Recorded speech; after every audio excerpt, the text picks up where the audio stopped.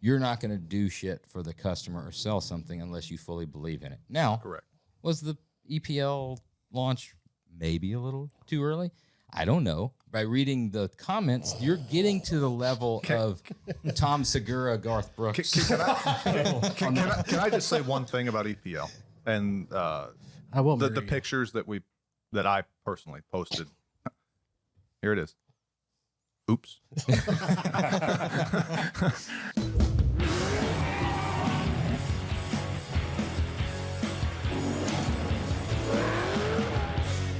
Welcome to Oil and Whiskey, an Ironclad original. I am Josh Henning. I'm Phil Gerber. I'm Jeremy Gerber.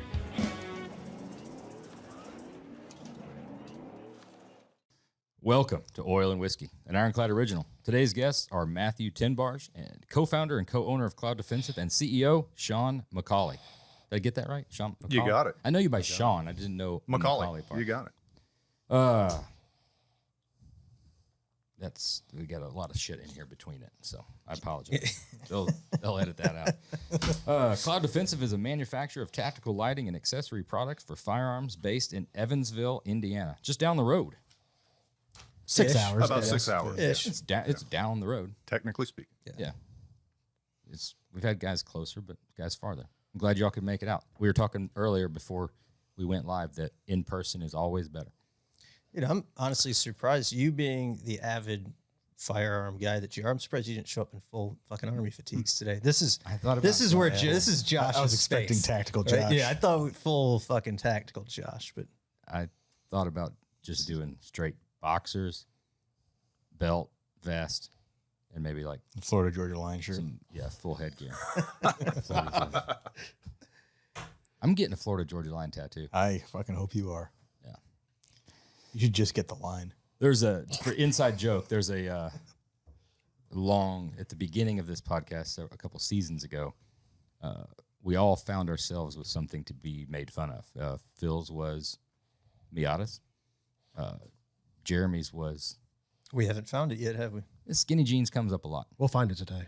I've been wearing them for like 30 years. I'm just saying if it's a thing that's come up on to me. And then mine was Florida Georgia Line because I voiced my displeasure for the band.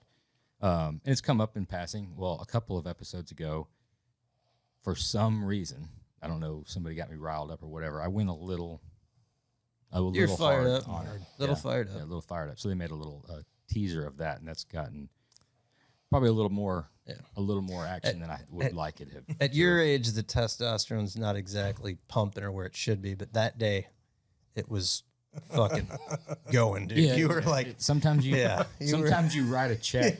Sometimes you write a check you know you can cash. Sometimes you write a check you're like, fuck, I gotta check that balance again. I don't know. So I did a little research the next day, checking that balance to see, and turns out one of the dudes not worried about. I don't know his name. The smaller one not worried about it. There's another one. He's fucking big.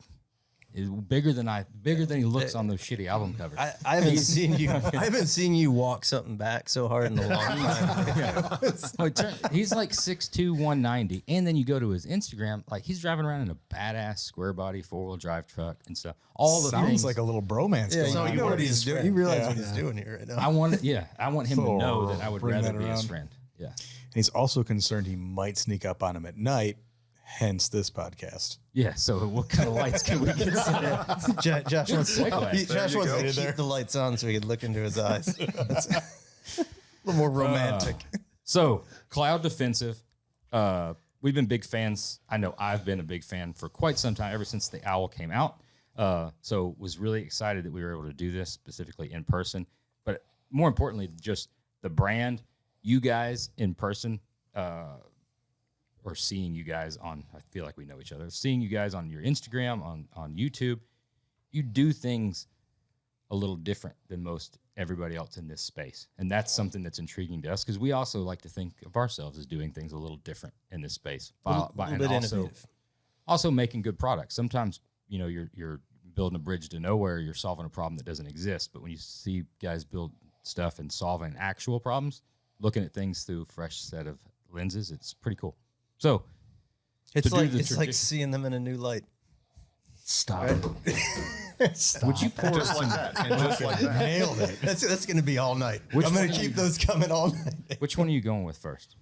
We should probably start here before we go into the cast strength. Right? This one's rye. Do you want to start rye? Your call. Start rye, then go bourbon. Okay.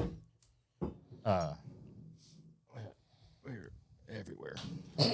What It's I do like with a my hands. shell game. I think the peanuts under that one. I'm trying to make sure that we're not blocking Sean's face. You can. I'm Send that like down there, 18 Phil, feet tall. So I hate to be the standard cliche. So how did you get your start? But when you guys that are not specifically in our industry or we know a lot about, that's kind of the best way to do it. So maybe not all the way back to your physical inception, Thank you.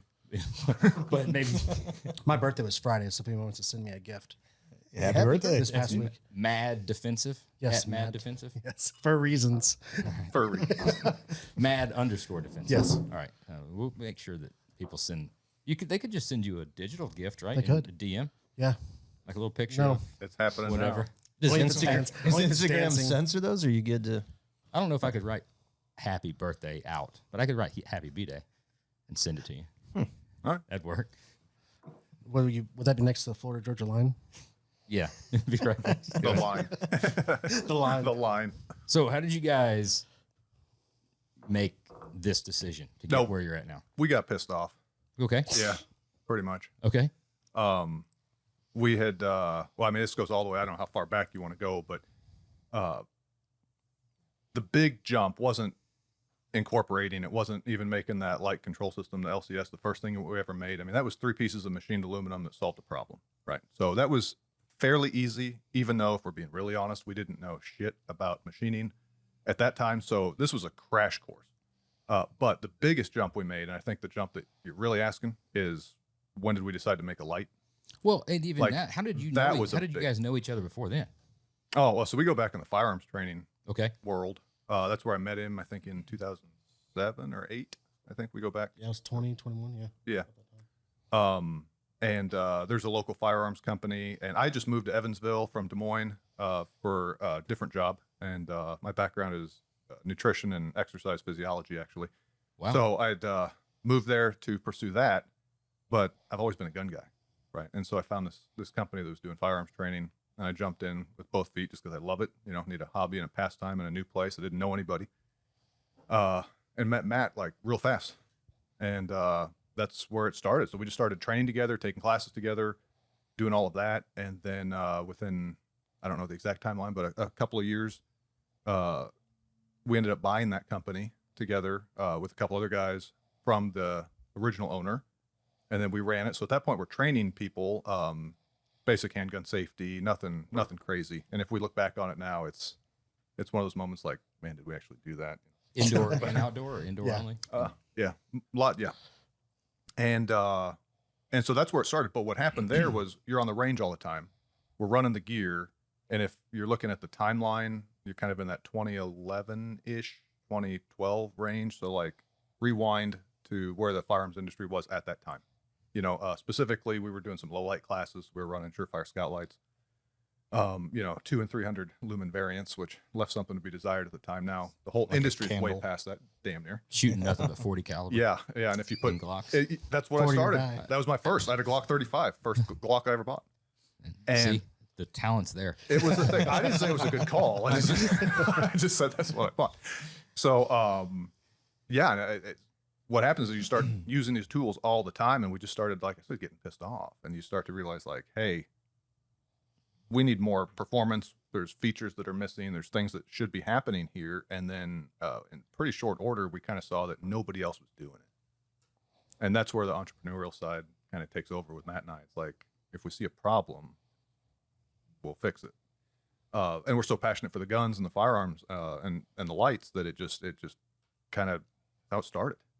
And so that's when that LCS came to be, like I said, and that was just 3 pieces of metal that we machined to fit Surefire ST07 remote switch, which was most pervasive at the time. And then the Streamlight HLX was the other big dog on the block at the For time. people that don't know, what's the LCS do? What problems is it solving? Two things actually. So it hard mounts. It was the first thing that ever provided a true hard mount to a rail. for your remote switch. Historically, people would use electrical tape or Velcro or any, let's just call it improvised mounting method. And I remember standing there and I'm staring at a suppressed 10.5-inch gun with Velcro on it. I was thinking, we can do better. Like, this should be better. Mm-hmm. And so we started, and and we got that first design. And I remember we had a conversation. We're like, how many of these are we going to sell? And I was like, I have no idea. I was like, I can promise we're going to sell something to somebody, because if we want it, somebody else wants it. Big enough problems, you got to make the solution. And damn straight. These guys act like they don't know. These guys are gun guys too. They got badass shit, and they've gotten into it pretty heavy. So they know what we're talking about. You guys know. But the thing is, the tape switch in and of itself, that was an innovation. But when they came out with the tape switch, nobody thought about how to fucking mount it. Like, nobody thought about the innovation of now. Like, we go out there and you see all the the plastic molded. Everything's got its own little tape switch, own rubber put pressure pad. At that, it was the same heat shrunk tape switch that had no mount. It was also a case where I think double-sided tape. Yeah, absolutely. Zip ties.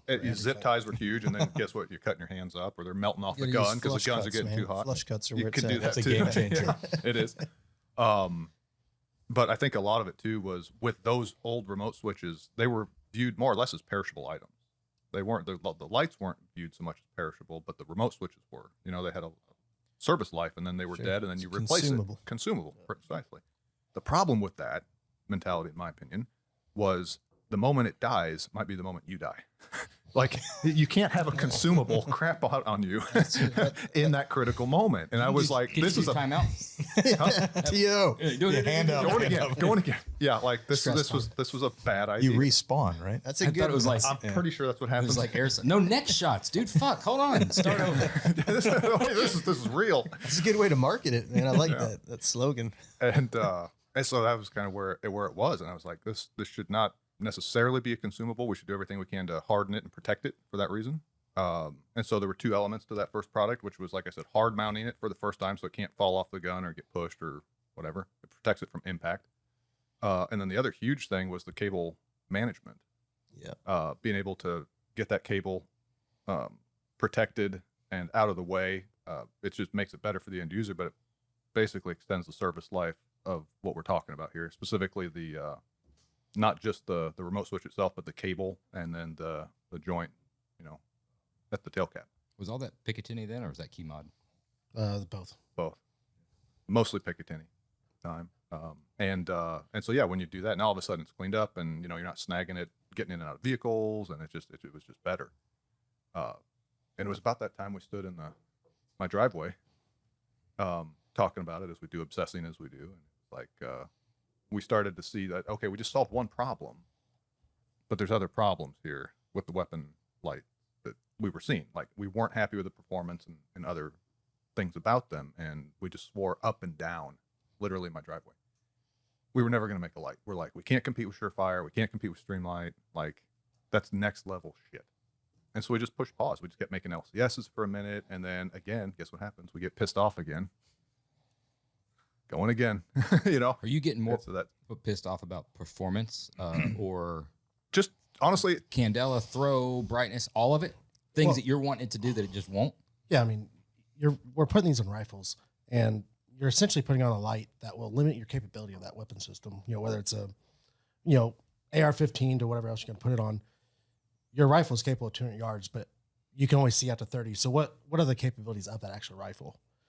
And that we still fight that to today. Guys put on, absolutely, pistol lights on their rifle, and they wonder why they can't see out past 50 yards. Well, that's because it's designed for a pistol. Sure. So it was really that progression of what's needed to make this light worth that, the platform or the capability of the rifle itself. And that's where we really focused on the design from there. So that's where the Candela comes in, the throw, the spill, like all that stuff, the magic that happens inside that light head to give you the capabilities for that rifle. So that's really, it spawned from, well, the lights are bright. They're getting brighter and brighter at 1500 lumens, but it's lacking the ability to use the system before it's needed. At any point in time through all that, when do you realize, like, well, shit, these are all great ideas, but we don't know how to build a light? Really fast. Really fast. I feel like LED lights and light in general is almost like what goes on inside an automatic transmission. Yeah, Like nobody knows. It right. works. And the like, magic. how do you make a light? Bunch of crazy little parts. Yeah. Just don't fuck Well, with it. like I said, Pretty much. learning curve at every step, right? So you're talking about, we had to learn the machining side of it. You had to learn the electrical side of it, heat, the word tolerance. You had to learn painfully, and we deal in very tight tolerances when you're talking about heat sinking. So all of that, I mean, when people ask, like the best thing I can come up with was there's no degrees for how to build a weapon light. You don't go to school for that. So it's just a crash course in that. And then for us, I feel like it was like a residency program. Like when you're working 80, 90 plus hours a week, staying at the shop till 3 a.m. for a crazy amount of time, just knowing that if you fail, the company fails and fail your family and your friends and everything downstream, like that's not a fucking option. So then all of a sudden it's like, well, I'm not leaving until we get this right. And then you just learn. You just start. I mean, we just start looking at other lights and looking at how they're built, and then we start to question it. It's like, well, why are they doing X, Y, Z? I mean, we can do it more simplistically if we do it this way. So simple tends to be better. So we just start questioning it. I think one of the huge things we had going for us too was we weren't indoctrinated into how things had been done forever. We just knew what we wanted. Sure. So all of a sudden, it's like we literally, the owl, you had one over there. We started with a whiteboard and it was empty.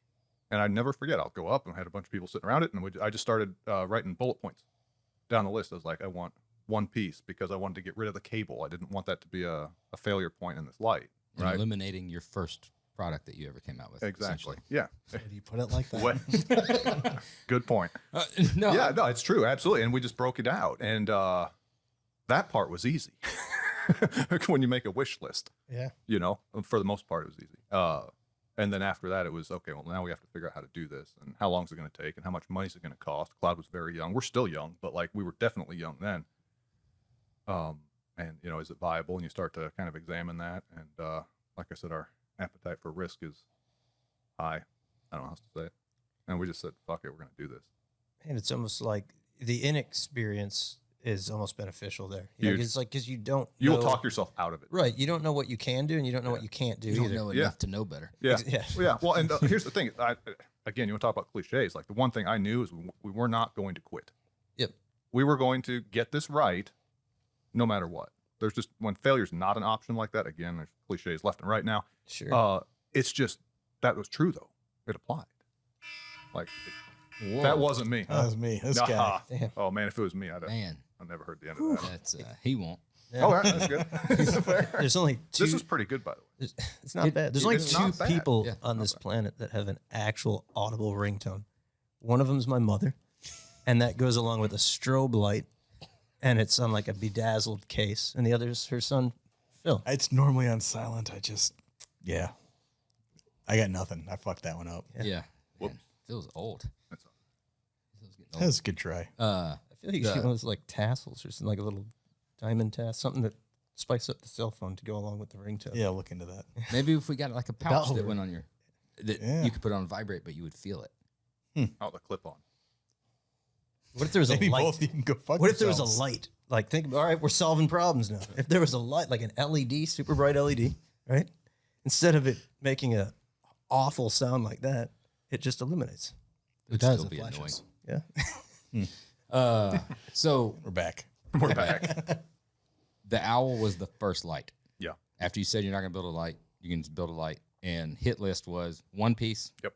All self-contained. Where did you want the performance of that light to be? Was it, like, obviously you're trying to juggle a lot of things, right? So you got runtime in there, right? You've got Candela, you've got throw, you've got stuff, but it's a rifle platform, right? So what is your setup goal distance wise at that point in time? I don't think we had a goal as far as distance go. I think it was just what is the I guess how much performance we can get out of it, and then how much, when it comes to beam profile, where between the spill and the hot spot, like there is a appropriate amount of both. Like if you just have just a hot spot, you've got no intermediate lighting capabilities. So all you see is a super bright beam that goes down the range. But that makes other manufacturers look so bright. When It it's got does. such a cutoff spot. Or if you use a very blue LED. I was going to get there next. But So it was more like what are we limited by? So you're limited by the power source, which is your battery. You're limited by the LED capability, and then you're limited by the heat that creates, and then what you can do with that. So, we used the LED that we did at the time for the owl because it was gave us the best color temperature, which was that warmer. And then with the combination of the reflector, we were able to create what we did. So it sort of landed where it landed. Trying to create the best we could. So there wasn't really a number. We just knew we wanted to be better than everybody else. And at that time, no one even knew what Lux or Candela was. It wasn't even a thing. It was lumens. It was, I have 1,000 lumens. I have 1,500 lumens, and nothing else mattered because that was how bright the light was going to be. It was the only unit of measure. Correct. Yeah, it was lumens. What is It was the the only. difference? Because It was the only thing marketed. if there was somebody who, I don't know, like there's probably people who don't know what that means, right? We don't. I mean, not us, Right, obviously, right. but We people do. listening. But right. what is the difference between lumens and Candela? Just to break it out really, really simply, if you think about lumens, it's the total output from the light source. So in this case, just think about diode. Like if you turn on your cell phone camera is a great way to say it. The flashlight on the back of that thing, and set your iPhone down on the table and then shine it up. Whatever lumen output is coming is going out in every direction a photon can go from there. Okay, it's not focused at all. That's just think of that as just raw light filling a space. Got it. Okay. And it's obviously measured. And then when you focus that light via a reflector or an optic or anything like that, that's where you get your Candela. So I'd kind of say Candela is a function of lumens. It's almost like horsepower and torque. It's a very good Been analogy, used. actually. Yeah. Yeah. Referenced many times. Yeah. So when it comes to that, Candela, it's not within the firearms community in recent years. Thankfully, it's become a topic. It's become a thing because it's incredibly important when it's on a gun and you're trying to identify something at any distance, really, functionally, especially on a rifle, like Matt was saying, rifle distances. And it gets even more difficult when you're talking about, high humidity or smoke, fog, any particulate in the air, anything downrange. You have to have the ability to get down there and see what the hell you're shooting at. But if I'm being really honest, the whole flashlight industry didn't really go there. They didn't really talk about that very much until pretty recently, because lumens, I think, were honestly just easier to market. Kind of talk about it like the space race. Like within the flashlight community, it's not unlike the automotive community where horsepower, everybody keeps one up, and it's the same thing with lumens. Horsepower 0 to 60. It's just a simple unit of measurement. Yeah, and everybody wants it better and better and better. That next gen has to be better. That makes sense. Lumens was also being used in all other industries with lighting. Yeah, right? yeah, So you've yeah. got, And it's valuable. I don't want to say it's not. No, but it just, as it applies to a weapon-mounted solution, and I would say some handheld solutions and some other solutions, like it's not necessarily the best reference. And if you take somebody who doesn't know the difference and they just know they need a flashlight and they know what they need it for, if you don't know the difference, you can't buy the right flashlight. So there's, from day one, a very large educational push with us through our social media channels and whatnot, is just trying to get this conversation that we're having right now out to the world. That way they know, hey, there is a difference. And the next time I'm wherever you are and you see a flashlight and it advertises 2,000 lumens or something crazy, it's like, well, that's great, but is it usable?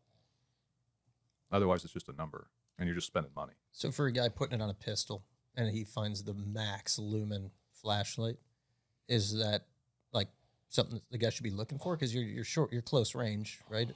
You're not looking to go 50 yards down range. You're opening. You sure about that? Worms. Hey, I'm just these are rookie No. rookie questions, all right? So don't. Well, there is in the community as well. I mean, obviously on a pistol, you can have too bright, right? So you're going to blind yourself in a closed. Can right? it be? There's people that. I've heard it all. All right. We've heard it all. So explain your opinion on that. Now, we are kind of jumping the gun to get a pistol mounted light. We won't touch that subject yet. We'll get there. I'm going to need more of this. But as a We go rifle As a, mounted light, then keep it specific to what they're doing. as an example, for a guy looking for a said range, and call it home defense, whether it's rifle caliber pistol, short barreled rifle, whatever you want to call it, but home defense range, Candela, Lumen, spill, throw, all that. So we got a frame of reference to expand on. Well, the answer is all of it. All the light. You all want of it. All of it. I mean, if you could put the sun on it, put the sun on it. No, it really does. true. I mean, the whole the argument of you're gonna blind yourself off the wall, you're gonna hit a mirror and it's gonna flash back at you. I mean, no, like you just go down a rabbit hole of everything.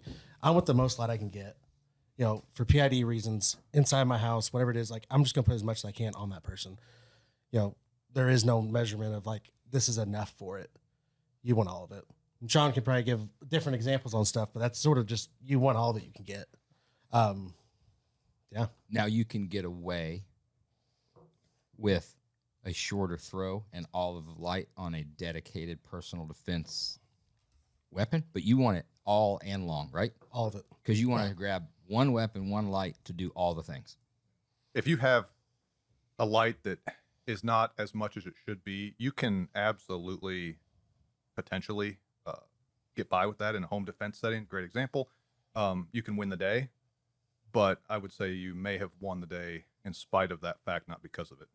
Like you don't know there's a lot of reasons you may need more light. But you could always tell the bagger to hold on a second. Or just come a little closer. That's what I'm saying. Do-overs. Right. Let me hold on. You think that's bright. Wait till you see this. Are we playing airsoft This is here? gonna be terrible. Is this real life? Yeah, no, it's I think a lot of people are worried that it's too bright. I don't think that is a concern that you should have. I would be a lot more concerned about not being able to put enough light on a target. Like horsepower, and you always would rather have too much and not use it. Yeah, than absolutely. To be wishing you had more. Within the confines of your own house, since that was the question. I mean, I know where my mirrors are at. I'm not standing there with my light and shining it in the mirror thinking, wow, this sucks. Like that's not something I'm Josh, going to you've do. done that, right? It's in like so, a- turns out it sucks. But it's in a weird position. So it's like, who knows your house better than you? You know where not to put the light. Did you just? He did. For the listeners who can't see the visual, were you gesturing legs? Is that Is you I'm, gesture? I'm trying to figure out what this meant. Yeah, I didn't. I'm it sure people got it. Okay, You got to get the punchline. so I didn't. Yeah, Everybody I got was it. just clearing it up for Yeah, myself. Look at my butt. That's what you're trying to get to. So, all right. So we've set the precedent of the methodology of all the light, Yep. right, for any weapon. Now, Yep. there's obviously constraints because you would just have all the light. So is it heat? Is it power? Is it runtime? What's the things that you have to juggle to not get all the fucking light? Physics. Size. Size of the light that would be on it? Yeah, diodes become limiting fairly quickly unless you're willing to go really, really big, and use multiple diode arrays and all sorts of fanciness, but things that the firearms community, for good reason, would absolutely not purchase. So one of our challenges with weapon-mounted lights and the handheld lights we've produced so far, size constraints is huge. Nobody wants to carry a light, 12 inches in diameter in their pocket. Like that's not a thing. So you have to play within that, and then it turns into, you mentioned runtime earlier. How long, we always kind of have to juxtapose the runtime versus the performance. We could get more performance if you're willing to just eat the runtime. What's that? But who wants What's to the do that? market's appetite for that? What is the runtime threshold? I mean, everybody's got an opinion, like personally. Go ahead. There's also a huge misunderstanding of what runtime is. Yeah. Like how they measure runtime and what the actual numbers are. I mean, there's a standard for it. It's 10% of the initial Yep. output. So from the top, you Yeah. charge your battery, Yeah. charge your light up, turn it on. So from 10% of that original output is what your runtime. That's how you measure runtime. The problem with that is that runtime, like you get to that lower number, it's not that bright. You lose so much light, and it's like this thing. It's like you don't even want it anymore. You've got an because admin tool. Yeah, because it loses all. You lose all the power out of it. So there's always like, what type of runtime you want to take to a fight? You're 10, 15 minutes of that thing on. Like I go up to Northern Ohio for a lot of training, and there's this old warehouse we use or office building, and we'll do CQB runs that take 30 minutes. Like you're changing your battery through that whole run. Like at some point you're going to change your battery, especially if you leave it on, because you're just draining all that power the entire time. So it may run for 90 minutes. I'm changing the thing out in 15, 20 because I want to be able to see down that 100-yard hallway. Is that a So- consideration then in product design? Is that in the field you might have to like change the battery, keep rocking and rolling. That's got to happen quick. It's one of the original designs of the Owl while we had the QD system. Yeah. The problem with that has become size. Yeah. You know, and it's also if you have the ability to take the time to change your battery, you probably have the time to like unscrew the head versus trying to just QD it. Sure. Yeah. So The concept was rapid battery change, though. yeah, You know, quarter turn with light head, it pops off. So, yeah. So this is what we're working with here. One.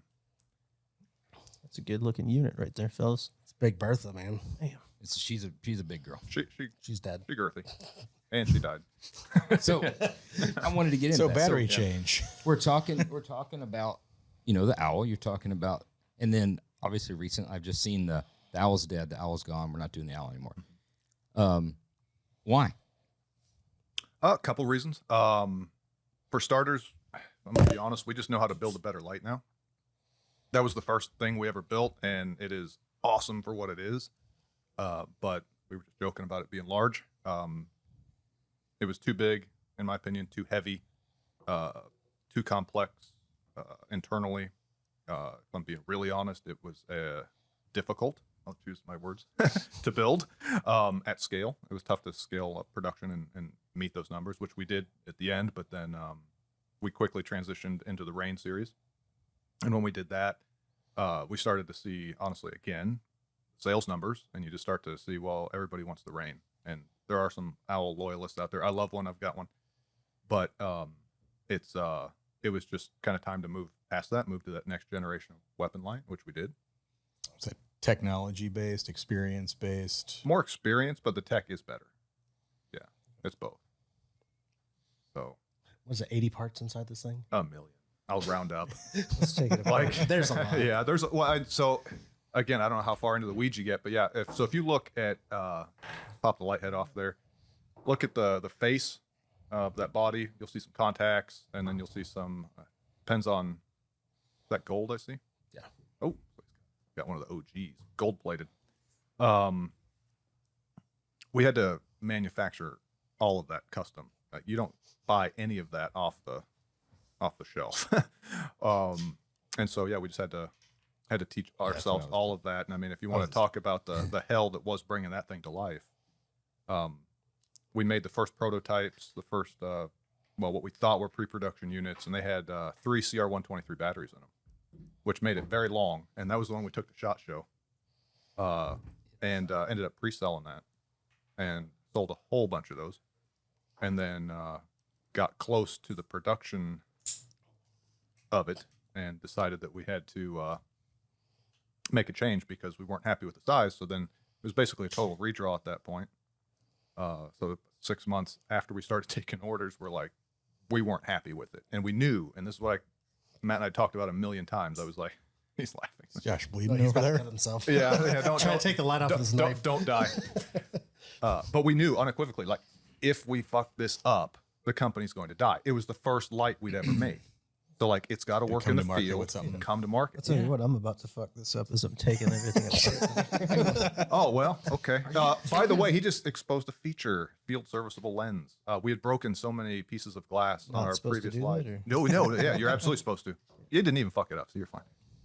But the concept being, if you crack your glass or if it's compromised or honestly, if it's just beat up by muzzle blast, you can swap it out. Josh is gonna have so much work putting all this back together tonight. How do you manufacture this? What do you call it? The lens, or what's that? The reflector? The reflector, is that chrome plated? Is it metal? Is it plastic? Is it There's different ways you can do it, and there's different ways we did it. The first one. the first one, the not scalable one, is a really cool way to make a really precise reflector, as long as you don't want to make more than about 80 a week, which that was not enough. Which telescope do they? It's the same process they use for. Yeah, so it's basically formed nickel around a mandrel. Really? Yeah, and then electroformed. there's a gas process that plates it, so it's incredibly precise. Awesome beam patterns, awesome everything. Sounds cheap. Sounds not cheap, let me assure you. And but that's how we started, because we wanted the best, and we figured it out. And so but it was not a scalable process at all. It took way too long to make reflectors, and that thing became really popular really fast, which was awesome. Thank you to everybody who got them. And we just figured out really quickly, like, we can't sustain this. Like, you can't. We were talking downstairs in your shop. Like, there's certain things you can scale to, and there's certain things you can't realistically scale to. Yeah.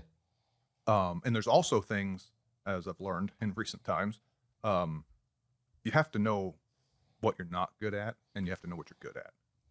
And then we outsource the stuff that if there's people who do it better, we're going to outsource that. We're going to go to the best. You know, we could spend the next X amount of years developing all of that so we can do it the best. But that doesn't help us scale right now. How painful is that? How much does it cost? Like, there's a lot of consideration. So what does the in-house manufacturing look like? How much of it are you building? Are you guys designing it all, machining it all, coding it all? What's that process look like? Definitely do all the design of it. I taught myself how to run CAD. He locked himself in a room Got tired for a summer. trying to get a point across with engineers. And Sounds just like the story we were talking about. The light, the mirror, and lock yourself in the room. Yeah. Like, he learned CAD. Yeah, He taught himself CAD. What did you learn, Josh? It's a common trait. So yeah, a lot of the designs, a lot of the stuff we do is driven off of just, using the stuff and knowing what's needed. Everything, just like the battery jack on the Rain. I don't know if you looked at that. Being able to use a wide variety of batteries, whether it's, the stuff that we found challenging with as like an end user type thing, which I hate using that term, but if you're using it, then you're going to know what people want. Right. So a lot of the design is driven off of thousands of hours a year just training. Yep. So yeah, a lot of the design, we do all the design part of it. I've outsourced a lot of the coding. We do all the assembly in house. Outsource metals. Yeah. Just because we're not in the position to set up. I don't want to set up an entire machine shop. Sure.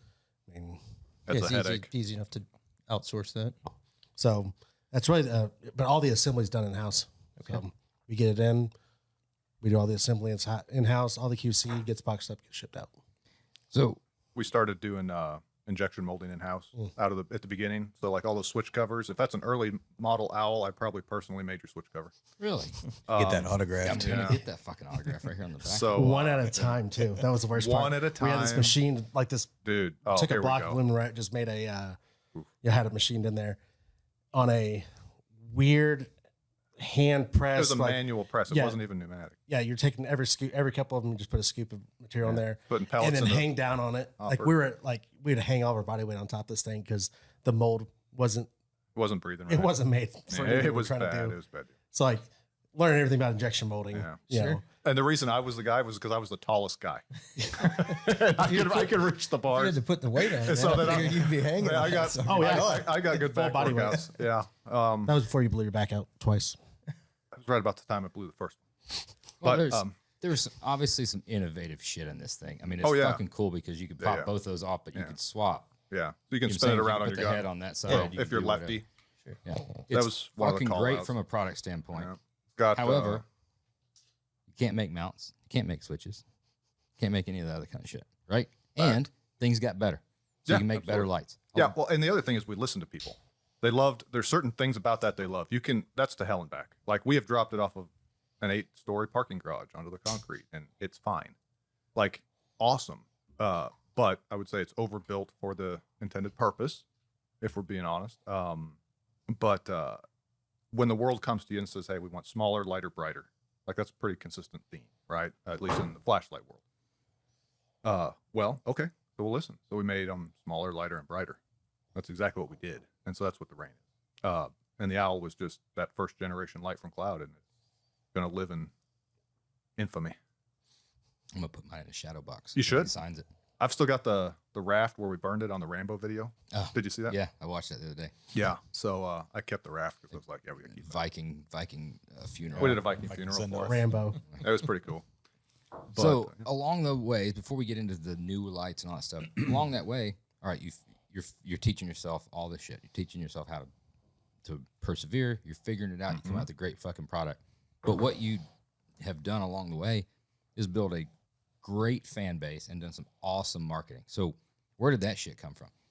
Because that's really the thing that really caught my eyes. It wasn't just this is a new widget from a company that has no face, that you don't know where it's really coming from. And is it Yeah. made in America? Is it not? Is it is. Yeah. And it was very obvious that this was guys that were passionate about what they built. And that's what drew me in at the beginning. But you also do some funny ass cool shit. So, Matt, I'll get in trouble. that's why I pointed to you. Now it's your moment. Oh, marketing wise, I don't give a fuck. Like, There it is.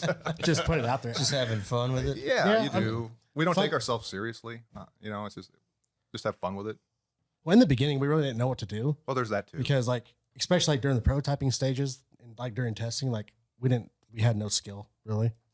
So all we would do is just record ourselves beating the shit out of this thing. Yeah, which is very popular as it turns out on social media. When you literally try to bludgeon it with a rock. Like we took a big rock, and Jake. I mean, I've still got the video, and he's just on his hands and knees trying to rip its head off, and the light just keeps working.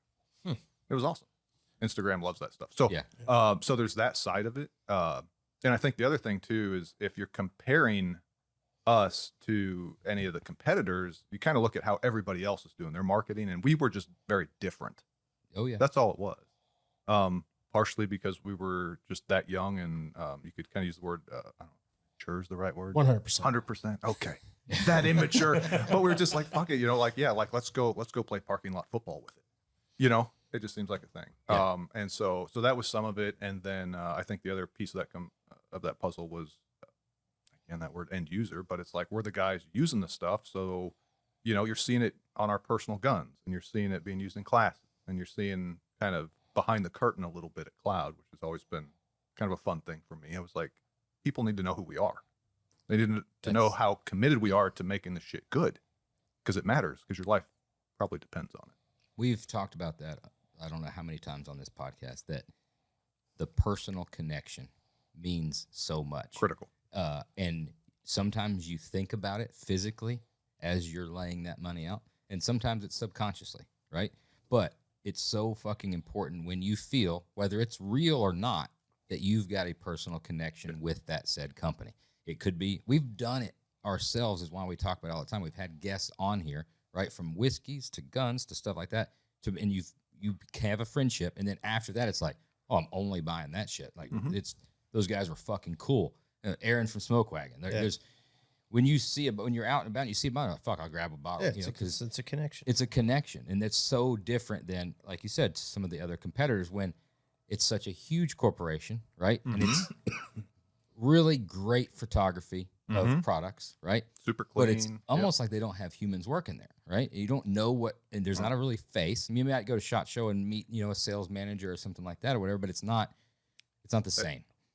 Correct. Yeah. That personal connection was huge. And we had the benefit of being that small. So like whoever was on the social media early on, I mean, it was one of probably the first 5 employees, ourselves included. Like we were just that small. So you were going to meet the guys building your lights. Well, you still haven't shied away of interacting with the customers. And No. that's fucking awesome. I love it. Yeah. Like that's why It can be a pain in the ass though. Well, I'm not saying it's all easy. Yeah. No, it's just it's a fun thing, and to hear the stories about how people are using these tools out in the world, handhelds, weapon mounted, whatever. I mean, it kind of brings it all home. I mean, I've said it several times. And nothing against anybody who makes a chessboard, but I was like, we're not making chessboards here. Like these things are having real world impact. Yeah. So and like that means a lot to me, and I think to everybody at the company. The stories from customers, and I'm sure you guys get lots of feedback. What are some bangers? I mean, has there been some situations where somebody shared with you, you saved my life? Oh yeah. And the best ones, I swear, they come in at 2 a.m, and I'll be flipping through Instagram. Like I'm still in the comments a lot, and I'm definitely in the DMs. That's when they'll hit. Be like, dude, your light just saved my family. I'm like, I know. I need to know more right now. Stat. Send. Like, yeah. That's when like, wow, that just went down. How do you relay that and that? I mean, I guess some people just understand, but the gravity of that to your employees. I think given the nature of what they're making, it's always hopefully in the back of their minds. That's where, again, when you talk about definitely quality control, but then customer service as well. The person who puts it in the box, like they're the last one to touch it before the customer who might use that to save their life. So pay attention. eat your Wheaties. Well, I think it's fucking awesome. We've touched on a lot of different things, but the overall takeaway that I'm getting from everything that you're saying is you really want to do the best shit. There's nobody above you telling you like, guys, look, this is a little fucking stupid. You shouldn't be doing it from, an appearance standpoint, from, shareholders, from, profit, or any of that kind of stuff. It's Matt and I. I'm looking at, like, again, you had the LCS thing, and then instantly you come out with a fucking light that doesn't have a fucking light control, And then if there was anybody else, if there's a CFO, I'd be like, no, don't do that. Thankfully, I had that job at that point. We have a CFO now. He bought a book and read the back page. And I just got to the end of it. I was like, Cliff's Notes. Cliff's Notes. Yeah. And the reason when we hired the CFO, I remember talking to Matt about it many times. And I said, dude, I was like, I'm doing this job as best I can. But by the time I learn what I need to learn, like, we're probably dead in the water. Like, you get to the point where it scales and it's like, you have to have somebody with that skill set. Like, I've always been a guy, it's like, I'd rather double down on my strengths and hire around the weaknesses. Like, that just makes more sense to me. Hire people better than you to do the jobs you don't know how to do. Of course. Well, like, it's important. And when we did that, I mean, she saved the company flat out. Like, I think we would be dead right now without her. And it just because I didn't know enough about that piece of the pie. Right. Where I was going, I mean, but there's something in with that from a consumer standpoint of, like, that you're getting the best because of the history of the things that you've done, right? And you're looking at it, it's like, you know what, we can build a better light. We could keep building this thing and selling it and all that and have just another SKU. But if I know that we have fixed this as a company and you really don't need it, you need one of these three options or whatever, then you're going to get this. Then you come out and you're like, there's no other switch on the market that's going to handle our lights, and you can only use our switches, and it's our switches, and it's our switches only, and it's our switches. And everyone's like, but there's some badass switches out there that I want to use. And you're like, you know what? We listened. We're going to make it. Just so you know, you're probably going to lose some performance, but if you want to use those switches, that's great. And we got some stuff, and it's fucking awesome. And that, in my mind, I'm like, there's some shit out there that I really fucking want to use. That's fucking awesome. Then you're saying, hey, we're coming out with a pistol-mounted light. It's going to be fucking killer. But maybe 2 years too early. At the same time, you say you're going to come out with it, but then you also say, guess what? It's not ready. Yeah. Right? Yeah. And you're not bringing it to market until it is fucking ready. All of that goes to say of you're not going to do shit for the customer or sell something unless you fully believe in it. Now, Correct. Was the EPL launch maybe a little too early? I don't know. By reading the comments, you're getting to the level of Tom Segura, Garth Brooks. Can I just say one thing about EPL and I won't the pictures that I personally posted? Here it is. Oops. So give me some color on this. Their pistol-mounted light that is coming out. She said shed some light on it. They Stop. you missed it. We could edit the first part out, and then you go. Then Phil goes. Right, fire it again. This was Let's shed some light on that, guys. Just keep saying that. It's worse than saying saying that. It's gonna get rough. they teased a pistol-mounted light Okay. a little early. Now that's all anybody talks about. And again, I'm not exaggerating. If you go to their social media, they could post a picture of a logo and say Happy Thanksgiving. We could cure cancer. The below, it's just where's the like pistol light? it's just like Garth Brooks's where's the bodies? the body's at. So, Yeah. And they are even doing it in the videos now where like stuff will pop up where EPL question mark. It's Yeah. good, man. Obviously, Well, it's interaction, right? My COO has a tattoo with the EPL with a question mark. yeah, Really? got the tattoo. Yeah. Like I hate him. I love him, but I hate him. like I said, no, it's that was a learning experience, and it, again is a case where at the time we thought we were closer than we were, and for a variety of reasons we were wrong. But it's also a case where, like you said, we're not going to release it until it's ready because that's going to be, in my opinion, the most popular product we've ever produced. So don't take that lightly. It's also going to probably be the most heavily scrutinized. People are picky, as they should be. I'm picky about my pistol light. So we want to make sure it's good. Shortly. So, yeah, it's, again, I mean, I learned a lesson there. Did you though? Whoops. You don't have to give away it's obviously secrets and stuff like that, but from a methodology standpoint and a problem to solve, are you approaching the light throwing differently than you've done on the rifles? Rifle mounted light? Yeah. Okay. Yeah, I mean, again, it's purpose built. So obviously just want to improve on the overall design. Size is always a thing, size factor. So like, you have your EDCs, your not necessarily like the macro carry stuff, but some like that micro stuff, like the, an X macro, Glock 19, those type of sizes, and up to like a 19, that EDC size. And then you have like the duty sides, like your 17s and stuff like that, Glock 17s. But how do we make the best, activation, light, the beam profile, have the most output?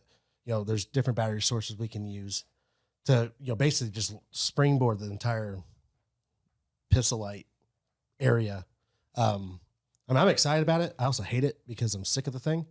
Just like every other product we ever released, by the time we get to market, You're just done with despise it. it. On to the next one. Every car builder out there listening right now knows exactly what you're talking about. It's like By the last meeting, all he says is, fuck this thing. he literally says that. And then That's when you send it. that's when you know you're there. That's when you send it to the upholstery shop. yeah. It's gone for a little while, and then it comes back, and then you fall back and live with it. Basically, when you're building a car for that long, right? And you're making the custom wrap, you're doing all that kind of stuff. It's the same thing as like if anybody's ever had a baby, right? And that first week, like people come over and see, like, oh, the baby's so pretty. Fucking take it. Will you just take the baby? It's not that fucking pretty. It makes a lot of fucking noises and shits all over the place. It was cool the first 20 minutes. Like, take the baby for like a week and then bring it back. It's the same kind of fucking thing. Is that blade? That come across as not You like a do, kid. dude. That's what. Yeah, I was just. I've never thinking thought that. about it like that, but it's like true. It is. It's like, yeah, it's fucking cute. You've just been here for 5 seconds. You have no idea how cute it is. Is that both of them or just Blaze? No, Maddox was a shithead when she was little. Sean had twins, so Really. Got the bonus. Oh. Yeah, so anybody in the automotive world knows exactly what you're talking about. When you're working behind the scenes and stuff, well, you work on stuff for 2-3 years, right? You go to a show, you're debuting it, right? The customer's loving it, he's happy, and all the guys are happy, and all of your peers, everybody's coming like, oh, this is so cool, and you're just like, we've seen it. If you only knew. sick of it. Yeah. Yeah. It's been the bane of my existence. I mean, you just How see many it. redesigns can you go through? I'm assuming it's the same way with you. All you see are the flaws. Is that what you're seeing, or you? Oh, you go through so many hours of just the design process of it all. You design it, you test it, it fails. Okay, start over. You design it, test it, fail. Just now granted, is it because of poor design? No, it's because maybe we don't like the way something's done, or we've got. I mean, just like the prime example, the Owl. Whenever it started out as 3 CR123s, I'm not kidding. That thing was like massive. We showed up at SHOT Show with it. People loved it. And they bought it. We're like, this is terrible. Like, why is it so big? Like, no one's going to put it on your rifle. I mean, it's as long as your fucking rail. So then you go back to the drawing board and start all over again. And it's like, then by the time you release it, everybody loves it, like you were saying, but you spend so many hours on it. But you also obsessive, if I wasn't so obsessive, even with Sean, It wouldn't be. like it wouldn't be what it is at the end of the, by the time it's released, because you've gone down every single road. You found every failure point for one. So you know what's going to break, where it's going to fall apart at. Then you also have, how do we make it better? How do we do this? How do we do that? Sure. And If you're on your, go ahead. if you are your own worst critic and you know what you want and keep refining, keep making it better, by the time it's ready to be out there, you've already solved all those problems. You've kind of ran through what everybody else may criticize, and Yeah, it absolutely. takes that all off the table. Yeah, their first experience with it is the good one. They didn't have to deal with all the crap. It's like a car. You get the car out. We deal with you fight the battles. You shake it down. You get all the bugs out of it. You've dealt with all that, so you have the knowledge of that experience. But when you give it to the customer and that stuff's done, fixed, their first experience it's the good one. Yeah, exactly. Yeah. They've got it dialed, ready to rock. Yeah. Nobody's ever thought about putting like external batteries in another. That's where place my head like was that. going the whole time. it's been done. It's been done. I mean, a lot of the shit we even, we started doing the rails. You were talking about external power for lights and other accessories. Went down that road. I think it was back in the 70s, early, maybe 80s, they did a powered rail. Wow. Really? So like there's like so basically down the Picatinny section, there's like a channel, and there's like basically there's contacts at every Picatinny section, and it was like there was some type of polymer or some epoxy, whatever it was, to seal it. And then the power was in the grip, or was it the barrel nut area? I thought it was the barrel nut area. Somewhere there was a power source, and it never went anywhere, but it was patented back in the day. Wow. Yeah. Because we went down the, we've gone down the road 100 times and different things. Like, I mean, fanny packs are coming cool, dude. Tell me you put power up. You had a backpack super soaker. It'd be like the same thing. Damn right I did. It's basically imagine the same thing. imagine the Super Soaker Sans backpack. What is it?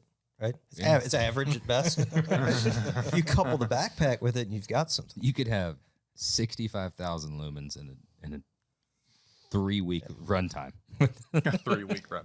Dude, Diehards. I don't know. Diehards on the back. you'd be calling him Batman. Just I don't know if you're ready to divulge your brilliant product idea, but I'm seeing a collaboration, and we could edit this out if you're not there yet. But the shirt backpack, if it was, We will patterned, decide. We might edit this out. But yeah, that did. Now, you have my attention. just a is little just plug-in. one. It could be anywhere. At this so we go to you. Obviously, y'all have been to SHOT Show many years, forgot. right? So we do SEMA, right? Yeah. Basically, that's our SHOT Show, right? Well, we are always, and I apologize beforehand if I'm fixing to offend a either shit one ton of you. people. I like being offensive. cannot I'm not be worried. offended.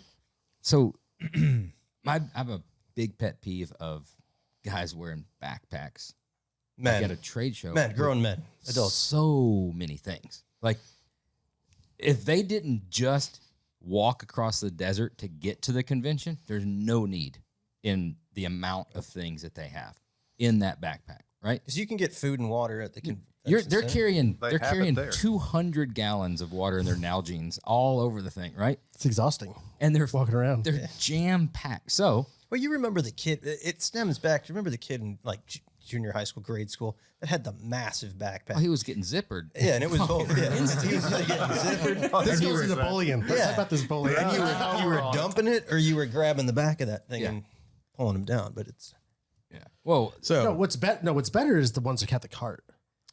that's for all Yeah. the free shit. Yeah, of course. Yeah. That's my favorite. So Josh has recognized there is a problem and there is a market, and much like you, he has got the solution. an innovator. It came from basically I've watched these guys for 20 something years, with these backpacks, and it's just a lot of times you're seeing them. They never go to the backpack. Like there's nothing. So I think it's strictly a fashion choice or to be maybe ready. So we come to full circle. We come to the shirt backpack. So instead of wearing a shirt and then putting on a backpack, you button up shirt, right? And a backpack zips into the back of it. It's like right? a reverse fanny pack. Exactly. Yeah. But it's interchangeable, right? You want to do a denim shirt and you want to do like a black JanSport, it just zips in. It's So the shirt pack. it's the shirt. And at any point in time, you could just lose it, right? And it doesn't change anything. You unzip it. And the thing is, That can't fail. because seldom do you see anybody access the backpack. The ergonomics of it aren't that important, right? Because you're not it doesn't really. matter. You can fill it with doesn't foam matter. and be like, look at all the shit I got. You look like a fucking turtle. Yeah. Yeah, turtle pack. They have not really worried about what they've looked like to, so far. Yeah. So anyway, I think small the shirt backpack is.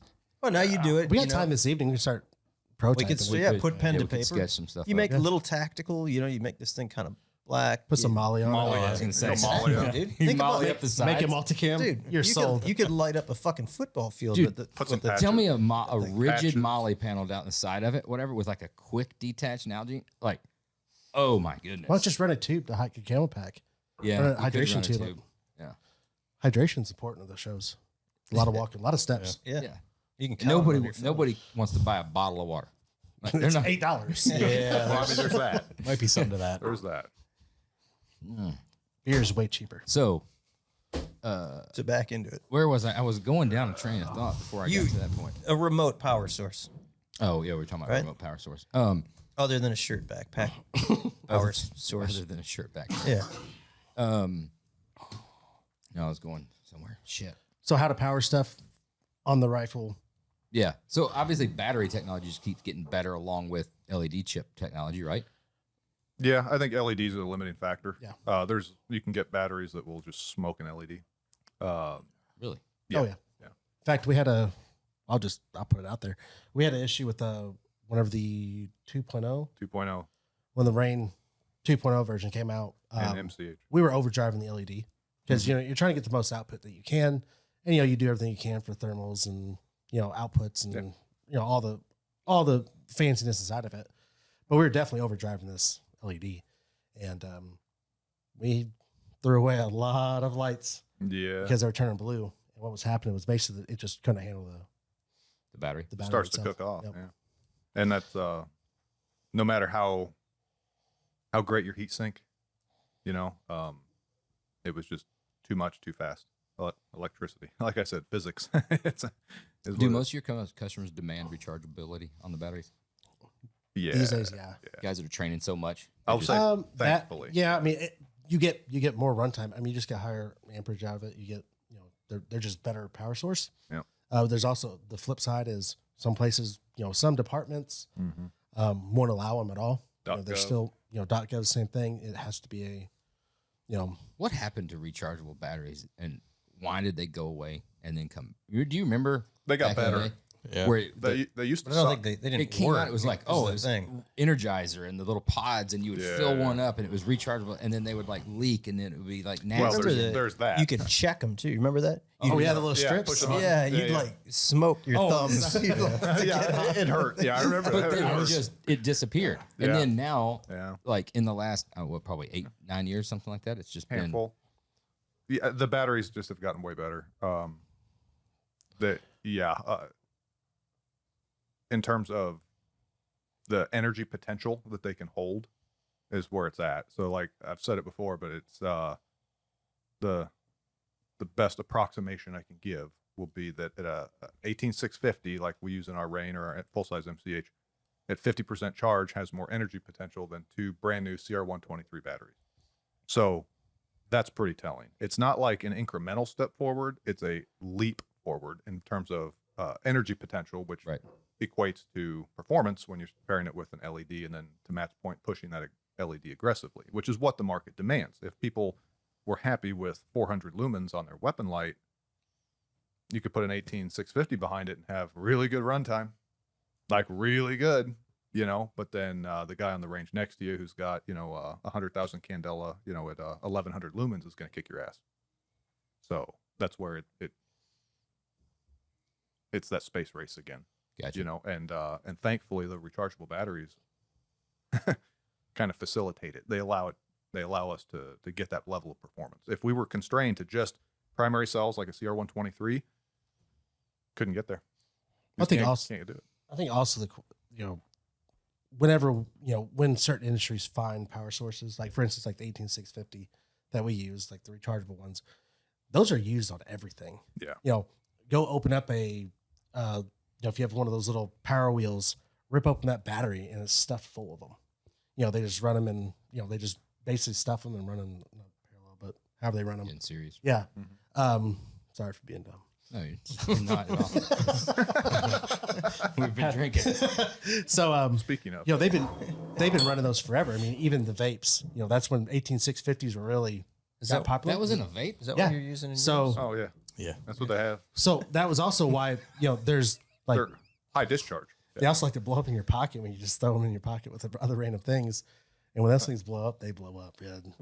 But Should I tell my story? Yes. If it's a story. Yeah. You're asking if you should tell. all I know is I love nothing more than when Sean fails. Oh boy. There's a lot of fucking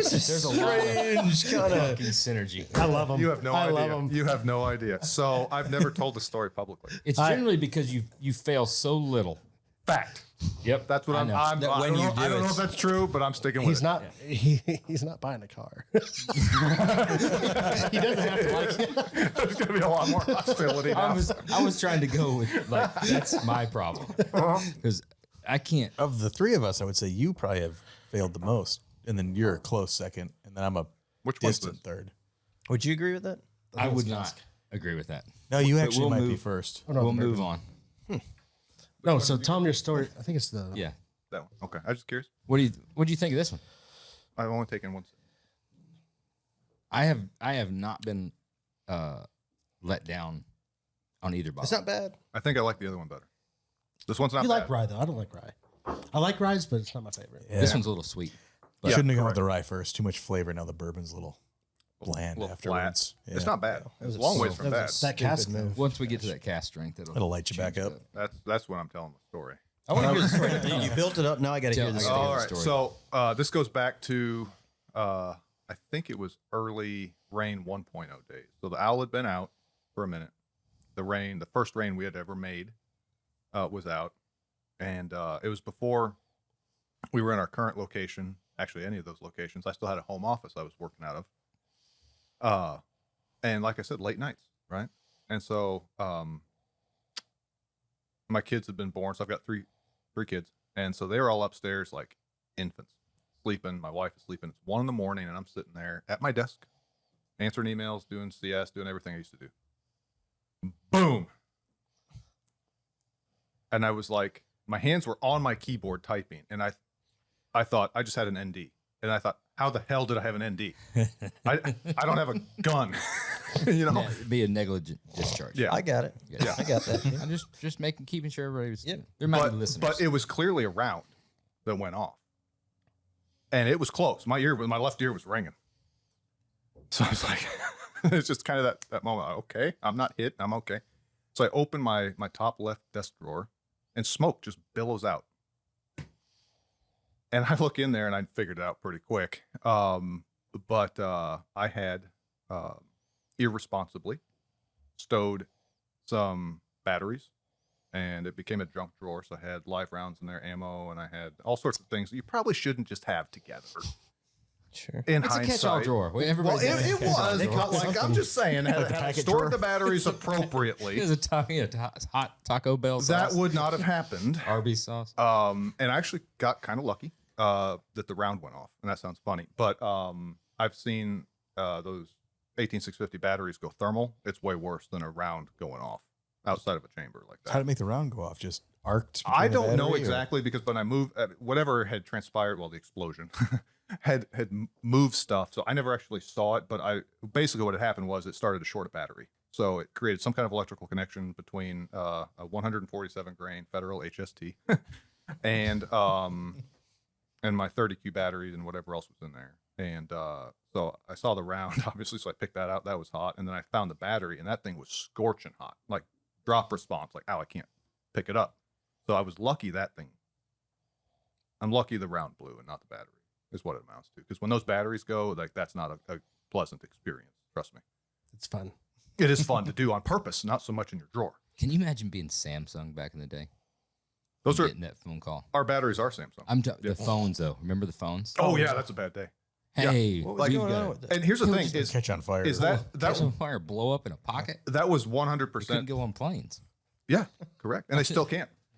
Yeah, you have to carry them on. You can't put them in the cargo. Yeah. Another For good reason, not and to I'll use tell an you why. Android. Because So like it I've blows seen up on the I've top seen those instead of the bottom. Well, I didn't say that was optimal. I just, but like, yeah, I mean, it was a case where I had negligently stored those batteries. Oops. And I learned a lesson that day. And very short order, I went into the shop on a fucking mission with every plastic battery case I could get my hands on to make sure all of those batteries were being stored appropriately. So that was like the shop could burn. Lasted a week. I didn't say he's not wrong. He's not wrong. But I did it. You know? And so it was just it was a case where but the funny part, so I went upstairs, so this round goes off, cooks off. I figured out I made everything safe real quick, and I go upstairs and I just told my wife, she was sleeping. Everybody in the house slept through it. A 9mm round going off. Didn't even bother him. My ears ringing. And they all slept through it. I walked in, I said, I just wanted you to know, I said that, I didn't actually have an ND. Leave me alone. And she's like, what are you talking about? And I said, that round that just went off in the house at 1 a.m. A round went off? What happened? Then she gets worried. I was like, no, it's fine. But I thought for sure I'd woken up the whole neighborhood. I mean, it was so fucking loud. But yeah, it was just a case where anybody who's listening, store your batteries appropriately. What did you say when he told you that story? Oh, I just laughed. Oh, I loved it. it was amazing. I got that text right afterwards. He's like, this just happened. I was like, thank God. Yep. I was getting memes. I was getting all sorts of things. It happened so fast. Like, Is that not what you do as a friend? 100%? If he didn't do that, absolutely. I'd be disappointed. Turns out it is. Look, Yeah, it turns out it is. There's a reason why my fucking rough. Instagram is what it is. because I just trolled the shit out of Sean back in the day. Oh yeah, that's all he did. That's all he did. I mean, and it was my own. I mean, it's my own company's Instagram, and I would just make fun of him all the time. It was great. It was great. You want to talk about not taking yourself to like? That's what it was. Like he would troll the company. It was great. I think it makes everybody a better person, a stronger person. It does. It brings us to what we talked about at the very beginning. Bullying. Bullying has gotten such a bad stigma. Now, we're getting in trouble now. I think that 100%. I think that you can obviously take it too far, right? And Yeah. especially at a certain age.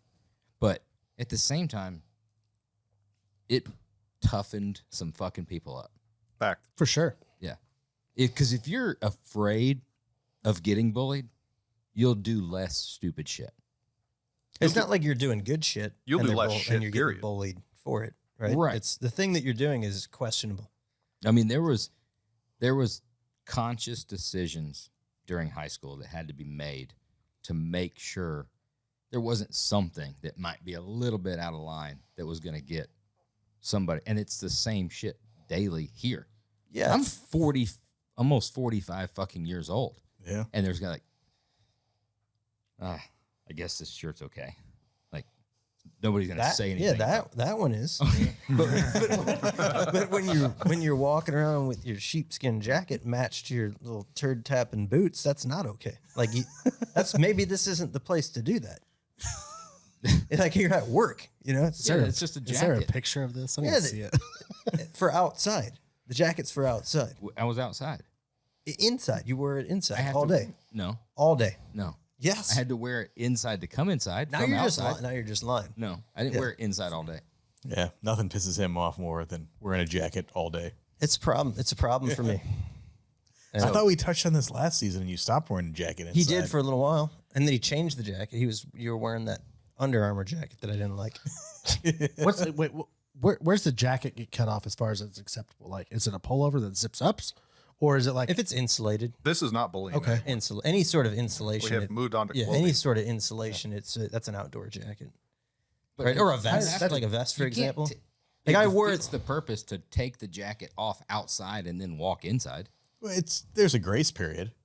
Yeah, You're not you've going to yell got- that for Right. 5 minutes walking in the door with the jacket on. I'll wear it from the front door to my office, and then I take it off immediately. what if you get stopped on the way there? Like, I'll take Fine. it off in conversation. I'll start kind of like working it off and like just start talking. But I mean, you'll wear the I jacket think all 3 day long. hours later is where you're. No, I don't.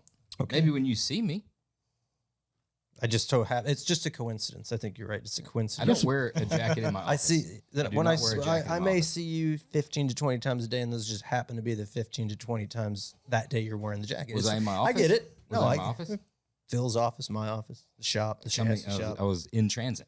That's all right. If I was in transit, So anytime you leave your office is the only climate that allows you to remove the jacket. Is what you're saying? that would be a fair statement.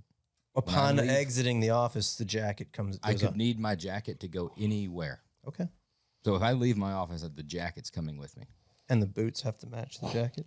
It just happened to that day. It just fucking happened to. I was going to let it sit. This is a safe This space. like how y'all. wow, I'm way worse. Oh, word. Hey. I'm way worse. I don't know. Yeah. It's bad It's awesome. It's awesome. This Yeah. is what makes stronger people. for sure. 100%. You ever? You how- have to do it. How Like, old's your kid?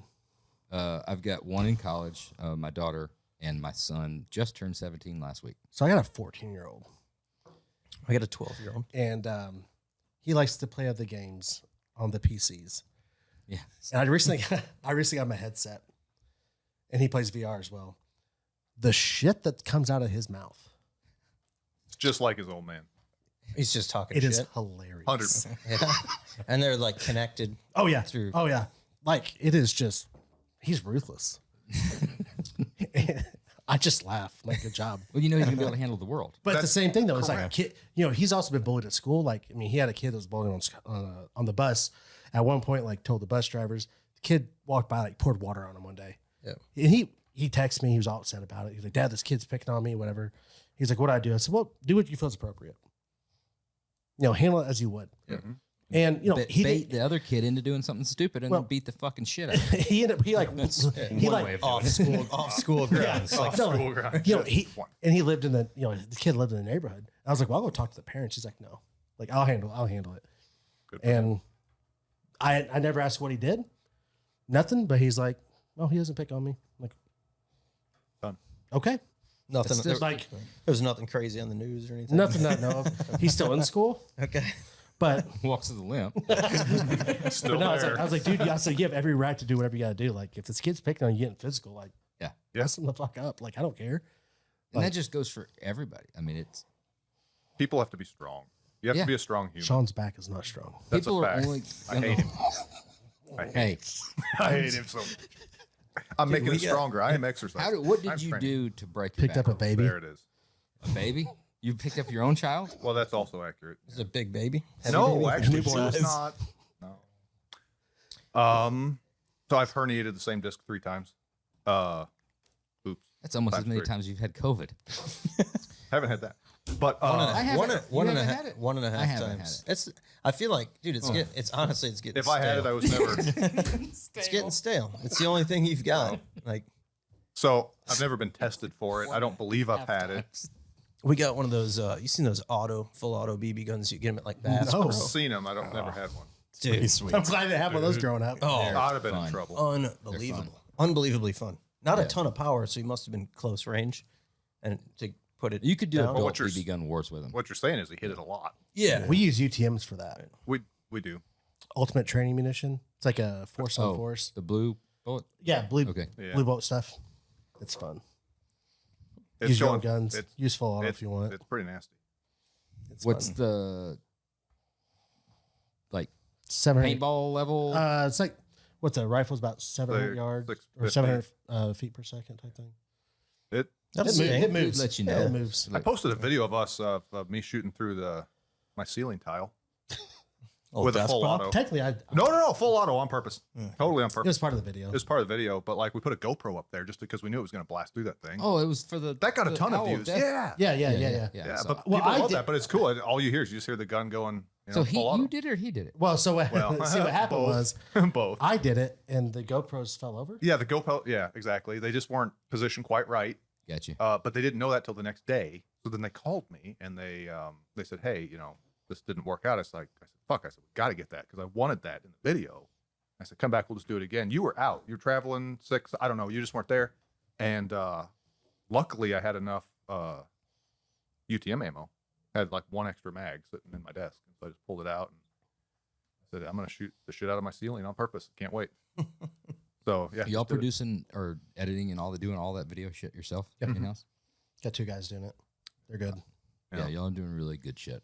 Yeah, it was. I think, in fact, I know a ton of people in the industry, and probably a lot of industries outsource that. But it's one of those things. You can outsource a lot of things. I just felt like we had to do that ourselves. Loses all the authenticity and connection. It does, and just like, you can send lights to somebody, and they can make you videos. But I'm like, that's not us, and we can't get on a plane every single day and go. It's like we still got our jobs to do. So just to have those guys around, Yeah. Huge. And the guy on the other side of the camera or the guy editing lives it and breathes it here. 100%.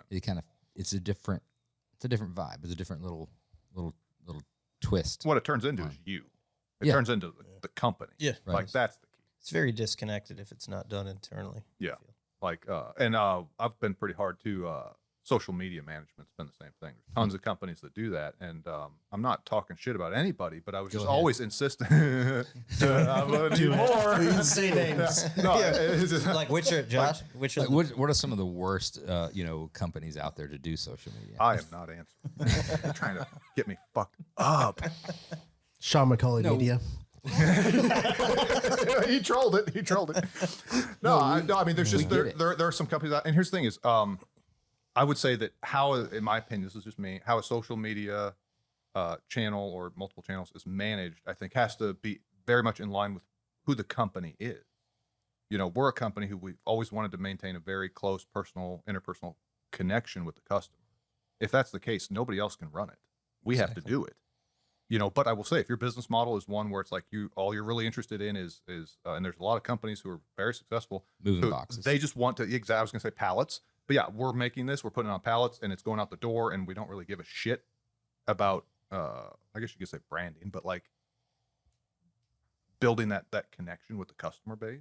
And then let's it's be different. honest. Go Let's be hire those honest. companies. Like they will At do the end fine of the by day, you. there's no right or wrong way to do it. No, And absolutely not. the way those guys do with the disconnect, I guarantee they go home at 5 o'clock and they don't get any fucking text messages, or they're not checking their DM. Well, and here's the flip It's side. probably a little easier on the home life Maybe being completely disconnected from the social media. I'm not saying it's the right way to do it. I'll just say maybe to that. And here's the flip side of that coin is what problems are they dealing with that I'm not? You know, like They're probably Matt- counting a little bit more money.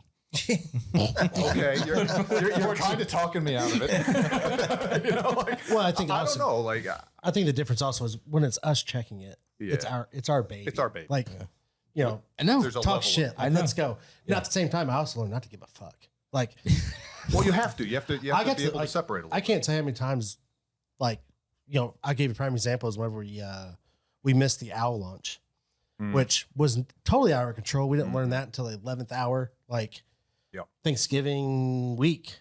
Oh, that's like, a story too. We were doing some testing, had no issues during testing all the way through to was production. Found some issues when we were doing some live fire. They were flickering. They were flickering, and you know, back to the drawing board, figure out what's going on, delay the release.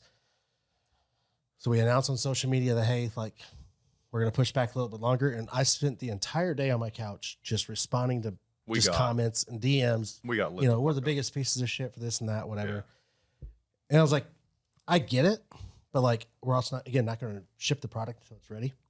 But I think after that moment, I'm like, I don't care. Like, talk shit. Like, I'm not going to spend all day long responding to every comment to justify a decision that we made.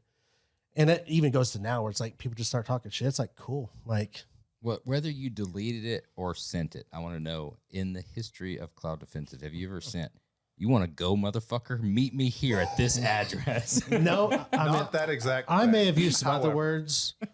Well, like, one of our early CS guys who shall go unnamed. I think you got to be in an AOL chat room for that. That's that's old school. Sean would not give me. Kroger. Yeah. I had no access to the cloud account. No, he couldn't log in. I was like, we're going to die. I was like, I know this guy. So, yeah. But you say that, and at the same time, you do listen to the majority. 100%. Right? Oh, yeah. So how many, was it sales based or just listening to the outcry to decide to do the legacy body? You want the truth? Yeah. I've been telling Shawnee that shit for years. Matt has to get all Motherfucker this. would This listen. hurts. This hurts to say. Matt gets all the credit. No, shut up for a second. I'm trying to be nice to you. I'm trying to be fucking nice. Shut your mouth. Shut up. From the time we released it, I was like, we have to be somewhat compatible with other product lines because I personally know that there's other options in the market. There's other setups. We were still limited by not being laser compatible with the rain. Like, I was like, this is an option we have to have. On the flip side, you don't want to degrade your product line, you know, right off the bat. Like, you know, you don't dilute it by saying, oh, well, here's this new product line and we're saying that this is why it's better, but here's another option that's not as good right off the bat. I totally understand that. And, you know, we went back and forth on this so many times. For a while. He was just wrong. It happens. You know what? I was wrong. Well, it's important. It's important to have that relationship too, to where you he's can true. tell him that. You know, Yeah. No. Oh, yeah. We. whether he knew it at the time. I or not. never even cared about the compatibility until the Unity hot button.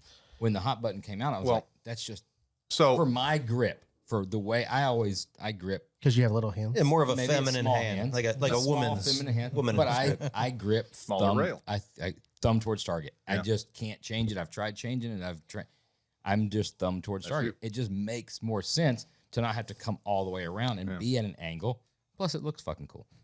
And that's That's the key. So 73% of it. So Let's get minimum. Let's be honest. So the challenge and the legacy body was kind of a continuation of it. But go back to the moment where we made the owl and then we made the rain and MCH and everything else. We were making flashlights, and now we're competing against Surefire and a couple others. So we're now standing up a flashlight company and we're our own brand, and we're trying to explain to the world why we're better. Yeah. One of the biggest things that kind of like, I don't know if Achilles heel is the word, but it's been a problem is the LCS. So the first product we ever made, what was it designed to do? Harden the system for the Surefire and the Streamline. So our first product was made to help the competitor's light. And so when we stood back from that and we looked at the rain, specifically the rain, I think the reason I was so hard on it initially with regards to not doing a legacy concept out of the gate was that we had to stand up our own light and demonstrate why it's better. And we have to prove to the world that we can make these switches. We can make these tail caps. This is us now, and here's why you want cloud. Now, to Matt's point, and I'm really glad he badgered the fuck out of it for as long as he did, because it made it possible, was there are a ton of people who want those other bodies. So why are we not going to service them? And that's where I was wrong for Can that be a clip? For a minute. Okay. You know what? You know what? 100% can be. This is going to hurt, but yeah, you should probably make that. But yeah, for real. Like, they new just ringtone. kept servicing them. Make that your servicing them, and it never stopped. It just kept going. It's We have a still new going. slogan: Cloud Defensive. All the bodies need Let us service your body. all your service. We will service you. Yeah, but Come get your T-shirt. I want to know a little bit, pivoting a little bit, but Thank you. I I want to know about a back injury still. Sorry, we didn't finish that back one. Oh, you did lifted a child?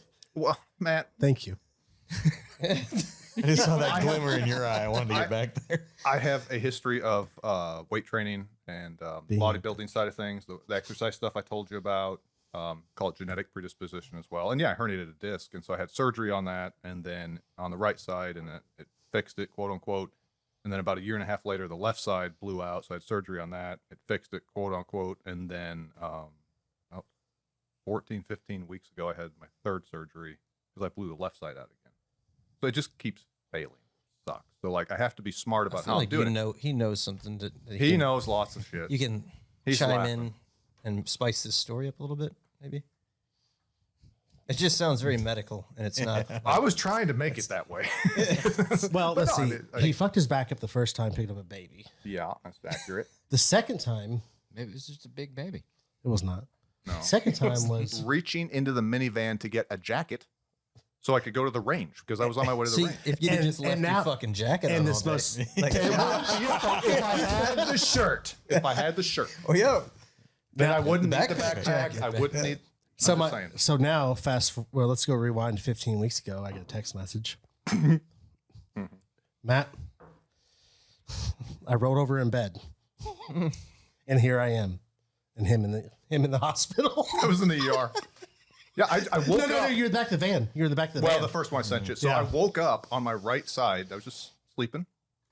And my wife was already gone. It was Saturday morning. She was out running errands, whatever. And I just woke up and I rolled over on my back, just getting out of bed. And it was like a lightning bolt. Like, I don't think I'm a pussy, but it was the worst pain I've ever felt. Like, it was unbelievable. I couldn't sit up. I couldn't stand up.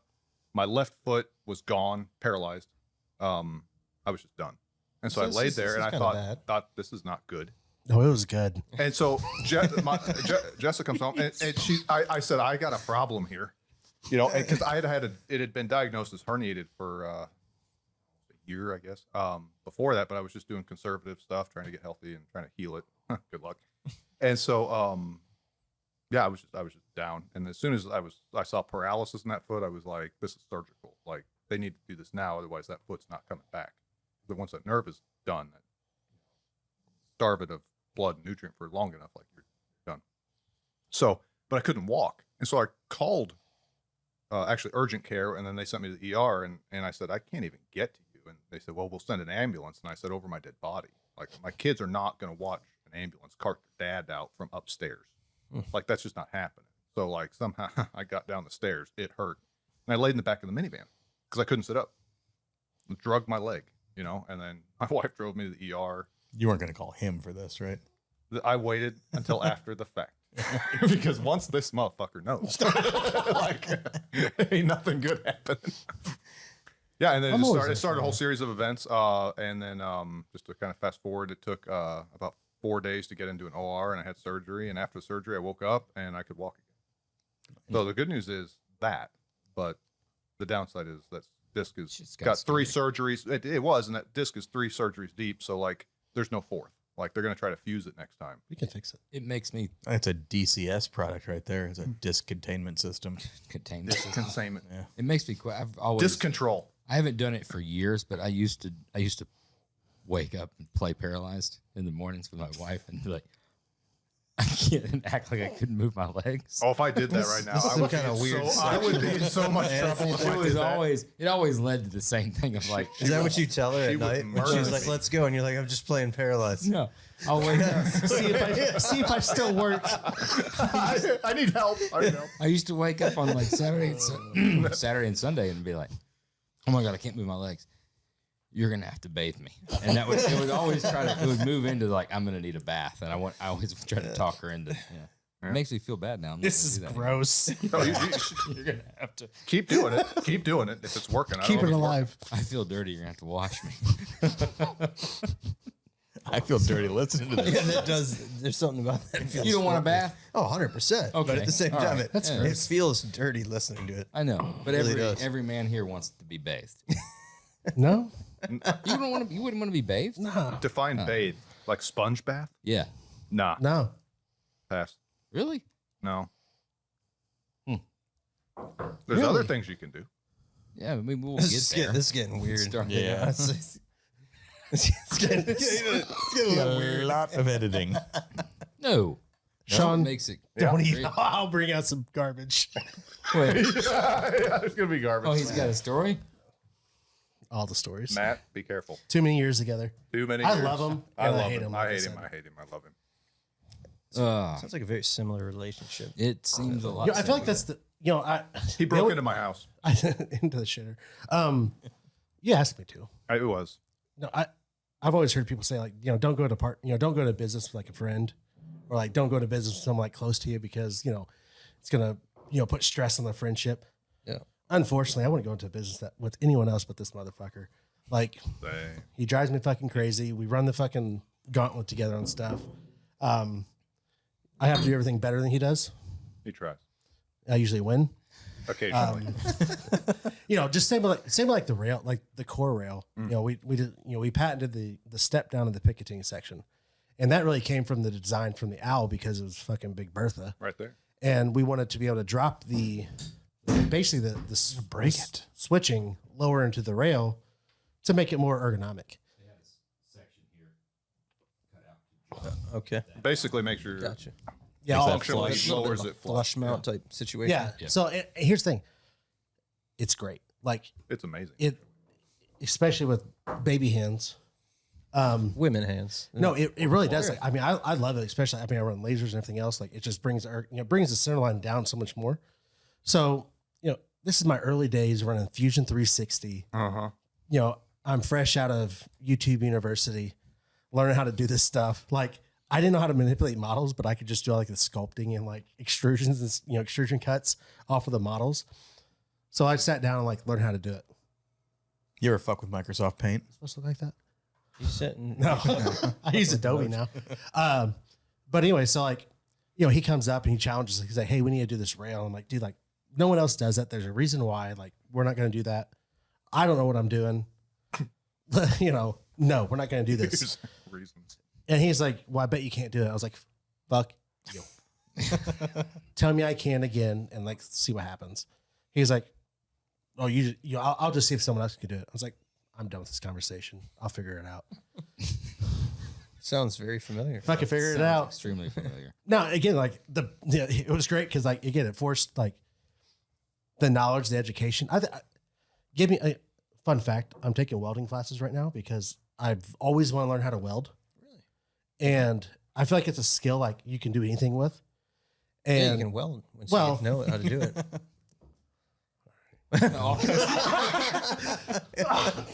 but like it's always like every time, like hell, we're working on a trailer the other day. I'm like, fuck, I wish I could weld because we could fix this. So for the longest time, I finally was like, I'm gonna do it. But challenge me. I think taking that challenge and like progressing it and like learning it from the ins and outs, like having hands on it, it's taken like the engineering as a whole. Like engineers are what they are, bless them all, but goddamn, like they can be challenging at the same time. So like the skill set that's come from just all those things, like it's crazy. Like, you know, the core, even now, like the product design we do now, you know, it's all come from just the challenge of like, tell me I can't do it. Like, I'm going to figure out how to do it. And then just, you know, now having conversations with my engineers, I'm like, hey, like, let's do it like this for these reasons. I've already thought about all the things you're going to ask me. Yep. Here's the answers or why. I mean, they're like, okay, yeah, I get it. Like, cool. Yeah. I mean, it's a good mentality. Even, you know, when you've got engineers around you, you want to make sure that they have that same vision of like, don't tell me why we can't do it, because I know you're here because you're super talented, right? And I know you can do it. So don't say that we can't, you know? Well, I think another thing, like even with, in specifically our industry, God, we've just gone on a whole other path, but like, I recently brought on another engineer and I'm like, dude, you're taking all the classes with me. Like, you have to understand why we do what we do and why I design product the way I want it done, because it's all driven off of like actual use. Like, it's not, you know, it's not because we're like, hey, let's make it brighter. It's like, no, how do we make it better and functional? Like, how do we make that much better for the guy using it? But yeah, I drag those guys to classes all the time. Like, I have one engineer who's more inclined to go, but what kind of classes are you bringing them to? Firearms training, whether mostly CQB related, because that's sort of the bread and butter of it. Like, when you start using it in CQB capacity, you can sit on a square range and just, you know, do up drills on a target, which is very simple. Like, I mean, there's really no stress. There's no thought process, no critical thinking goes along with it.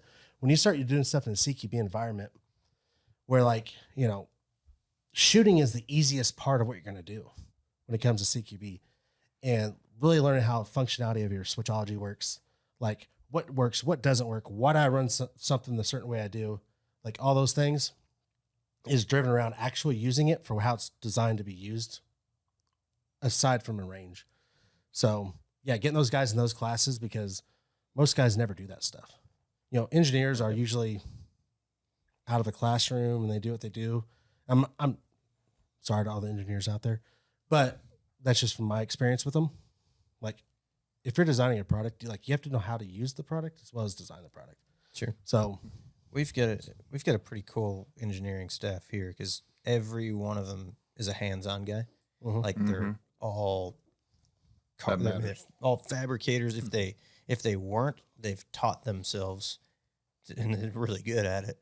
But all hands-on guys. But it's so important to be like, yeah, how the hell do you engineer it? Well, if you don't know like how to use it, if you don't have experience with it, if you're not going to use it in the field, I think that's pretty important. There's some levels there. I think one of the things that is really critical for us, we called it the good idea fairy, and not letting the good idea fairy dictate decisions and product lines and features and things like that. It's like, just because it might sound cool doesn't mean it resonates with your customer.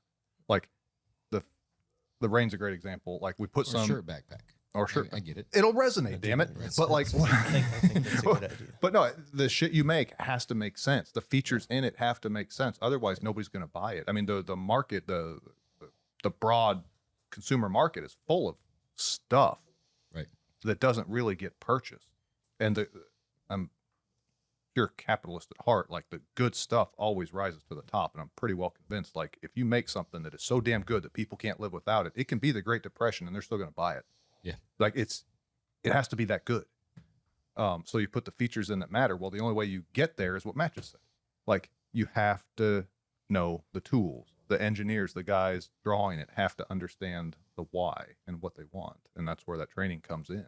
Like, you have to do it. Otherwise, the good idea fairy will float around your engineering office, and you're going to get something that the market is not going to buy. And that's the good scenario. The bad one is you get laughed at. Have you ever had a product that you maybe should have left to the good idea fairy? Have you ever had anything that didn't perform like you guys wanted? Never to market. Sean. Other than him, obviously. Easy. No, I mean, they've all been well received, and I think we're probably the hardest judges. Like, we're the hardest critics of it. So, like, if we look at something and say this is fucking stupid, like it just never makes it off the line of scrimmage. Gotcha. Like, yeah. Hopefully that doesn't happen. But I'll say one of the challenges we were talking about scaling the company is that as you build in those layers, other people start to make decisions, you know, and so like you have to guard against that. And whoever is starting to make those decisions on features and design nuance and things, you know, they have to be on the same wavelength. How many people are in the company now? No idea. Round up. A shitload, not a lot. Approximately 40. Okay. You talked about training earlier, and that's where you get your start. And you talked about you're taking the guys' classes. Thought that was a nice segue to. Seems like you're getting back to the roots. You brought Casey on, right? Mm-hmm. I did. Yeah. So what's the plan there? I know you did a video. I know it explained some, but it was also super cloudy and didn't make a lot of sense. So you don't really know what's going on. But you're doing training. Perfect. So we really don't know what's going I on. get hit home. So we brought Casey Hildreth on. He's a badass. He's been out there, right? Yep. Training. Yeah. Worked with Fieldcraft for a while, right? Who is this? So Casey Hildreth, he was Firearms trainer. Okay. Yeah, so he was out of the Army, did 17 years? 17 years. Something like that. Did good stuff for him. And then when he retired, he started with Fieldcraft as a Fieldcraft survival. Mike Glover's. Utah. Started doing instructing with them. Through the grapevine, we knew each other. And I've always wanted to get back to training. Like, I think, I enjoy training a ton. Like, it's just, I love it. The challenge itself is what I think I chase. Same with just, picking up a new skill, welding, whatever it is, like just that pursuit of just something better. So I've always been in training, same with Sean. And we've always wanted to bring back the whole Surefire Institute 2.0 concept where, here's our product lines. Here's what it does. We're going to teach you how to use it, but it's not just a sales program. Like, it's just let's make dudes better who are going to use this stuff. And I don't have the time, Sean don't have the time. Yep. There's also just that next level of like, I wanted somebody who could just fill that role, sort of turnkey. And it just sort of happened. So yeah, Casey came on, brought him on for, to sort of take over the training program. We haven't really set up a whole lot for the next year. We're starting to put that together, but the biggest side also for him is the business development stuff. Just, I take him to a ton of meetings. We got a lot of stuff together. He's a good funny person. Dude from the video. He's awesome. I would rather have him here than Sean. Can I kick him, and will you show it if I do? 100%. But no, there's a hammer right over your shoulder there. I'll take it. Hey, I used to beat myself in my arm. Carpal tunnel. So, so he's just sort of filled a void of like a little bit of everything. Mm-hmm. As far as defining his role, we haven't really. What's kind of funny? He's got a role, but he's creative. It's evolving. Yeah. Let's put it this way. So we met each other through the training, and we've always been very, very passionate for it. We knew it had to be a thing. We didn't know when exactly. And it kind of, I guess it was kind of late this last summer, whenever Casey-ish, fall, whatever. It just kind of got to that moment where we're like, we got the guy, so we're just going to get him, and then we'll just kind of figure it out from there. That's kind of how we roll. And that's what happened. So, yeah, I mean, it's going to be increasingly a thing. And I think there's a huge opportunity there for us. Again, I mean, we are active within the community. And there's nobody else who makes these things that actually does that. Yep. They just make the tool and they try to sell it. It's like, well, okay, but also no. Like, what's the next level? We want in. The three of it, like the next, when you actually have it figured out in the next event or whatever, let us know. We want to go do it. Cool. Like class? Yeah. Can we get one scheduled up here? Yeah. Yeah. Do it up here. That's fine. I will trade you that for a chassis. I'm just waiting. We could definitely talk about that. Unlimited, or actually just a unlimited set of lights. tires because I got. Tell them to shut up at these tires. I'm telling you, they're thumping. It's not. But no, we can actually get you guys set up. We can do something. I think it'd be great. It'd be fun. I think it'd be fucking awesome. And I think it'd be good to, we can edit this part out, but for content wise, we can fucking film it. I'm down. Do some shit. Yeah, let's do it. Yeah, for real. man. fun. We do some crazy John Wick shit. Fuck yeah. We can get the OG John Wick here. Really? Who's OG John Wick? Tony Cowden. He was the one who like developed One Man CQB. Do you guys listen to Sean Ryan show? I never have. I've listened to a few of this. Yeah. Tony Cowden talks story. He tells one of his stories on there. He was a CIA guy. Yeah, we could definitely edit all this out. But he killed like 27 dudes. Really? Like single, like one-on-one, like knife dudes and stuff like that. I Yeah. thought Terran Tactical trained everybody how to do it. Don't even start with that shit. Bro. I about got kicked out of SHOT Show for that. Not actual SHOT Show, just the bar. Yeah. Dude, so a guy like killing multiple dudes like that. What's the situation? I mean, what line of work? It was CIA. Is this just like streets of Chicago or like? I don't know all the deep This is details Black of it. Ops shit, man. Like Gary, Indiana, then? He tells on the story. Really? He tells on the Sean Ryan story, or on the Sean Ryan podcast, and he's talked about it a few times. In fact, I met with him last time we were in North Carolina. We did sit down. Case and I sat down with him. So he's sort of like on cloud cadre, but like we haven't really done much with it. But yeah, he like, it's a wild story. You should look it up. The Sean Ryan, do you know him? Sean? I've never met him, but like we have mutuals. I got you. He's awesome. Yeah, the shows are great. It's just they're like usually so intense. It's like I need like somebody to crack a joke or something like that. It gets, and the way he does a great job, but the sitting down, the filming, the lighting and stuff, and the way his cadence and the voice and the stuff, you're kind of like, it's like somebody's telling a scary story. You don't stop. Yeah. Yeah. It's fucking intense. He does a great job though. No, it's great. In fact, Casey might be going on this soon. But his stories are already pretty good. They're always real good. Yeah. Right now they're a little out there, like all the. Yeah, you gotta let the guests, kind of tell their things. Look, aliens are real. Like, let's just say it right now. Oh, but 100%. I've listened to some podcasts. I'm a space geek. I'm waiting for some proof. I think They always end up there's being a a little better flaky. chance that the Matrix is real than the aliens. Matrix. The Matrix is Well, 100%. Here's the thing: is dude. mathematically they exist. Whether they're here or not that's the question. Like the universe, if you're talking about 2 trillion galaxies that exist with billions of stars within each, like the math is overwhelming. I'm kind of a space Show geek. me a picture, dude. If you Are we can't, talking about- I've googled it. I'm just before, saying and, it exists. I've Now, Googled it, I haven't the seen a odds of it picture. being here, that's where it starts to. Are we get talking rough. about gray men? Are we talking You're talking like auras? numbers that big. You're talking about all of it. It's just math. He's It's a just geek. math. Big Like I said, physics and math. Like you can argue a lot of things, but Hmm.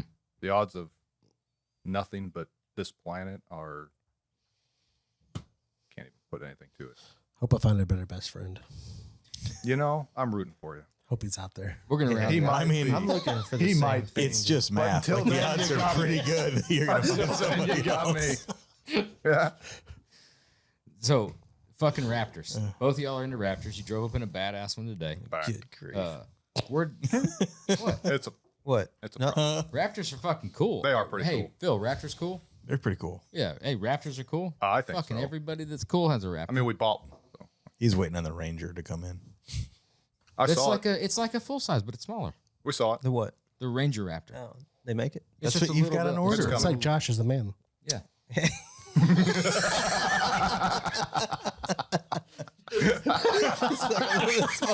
Just a little smaller. Oh Lord. So this is a rap. This is a whole rap. I feel like you guys are probably gonna start ganging up on me. They've no. Maybe. I mean, This it is might. shit. It's out of- off road shit. 4 They out of go and- 5. They go and jump them and do all Yeah. that kind of Do shit you really? you're into. You get some sweet air with them. Oh, you guys go to the fucking dunes? Fuck yeah. Grandma goes to the dunes. Nice. That's fucking cool. Silver Lake. Yep. That's right. We got a couple trips. We got 2 trips. So we're in doing the January. Upper Peninsula in January for Snowball, big Raptor event, like 120 gonna trucks or so. Cold. It's gonna be cold as fuck.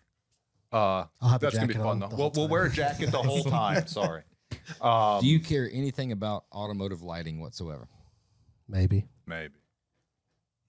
Maybe. Cool. That's fucking awesome. That is pretty cool.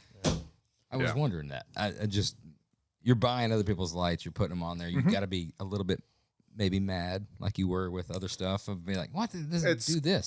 So I'll just tell you where I'm at. I know he's there. Oops, too. earlier. Is anytime I have to buy somebody else's light to do really anything, kind of pisses me off now because we know how to make good lights. Yep.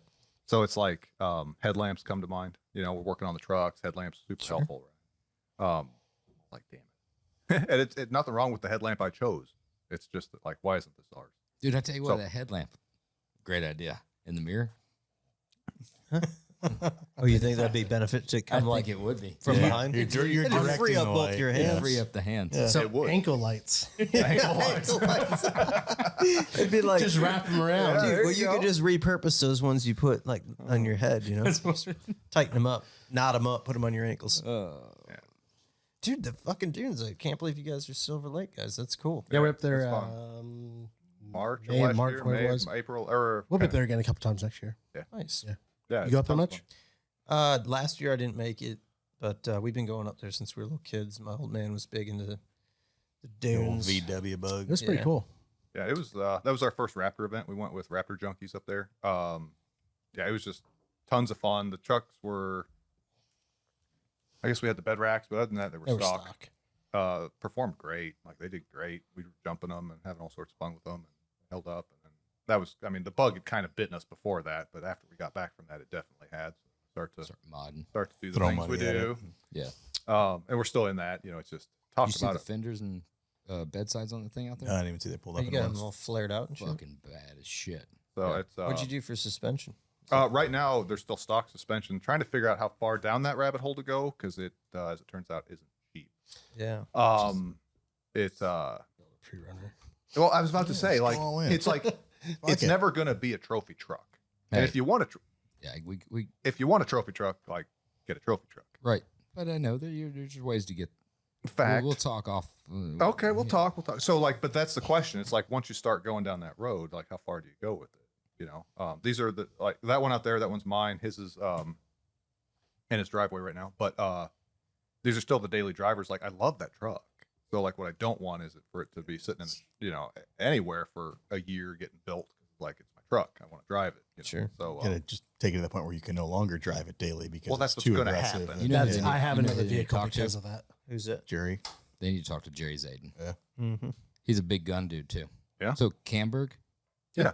All right. So Jerry Zayden owns Camberg. Right? Okay. And now they merged with Magnaflow. Oh, he's a good friend. He's Oh, been on I the didn't know. podcast and stuff like that. oh, But that's cool. he builds all the billet stuff and long Mhm. travel, mid travel, and all that kind of stuff. But he's also a big shooter and Oh, that's awesome.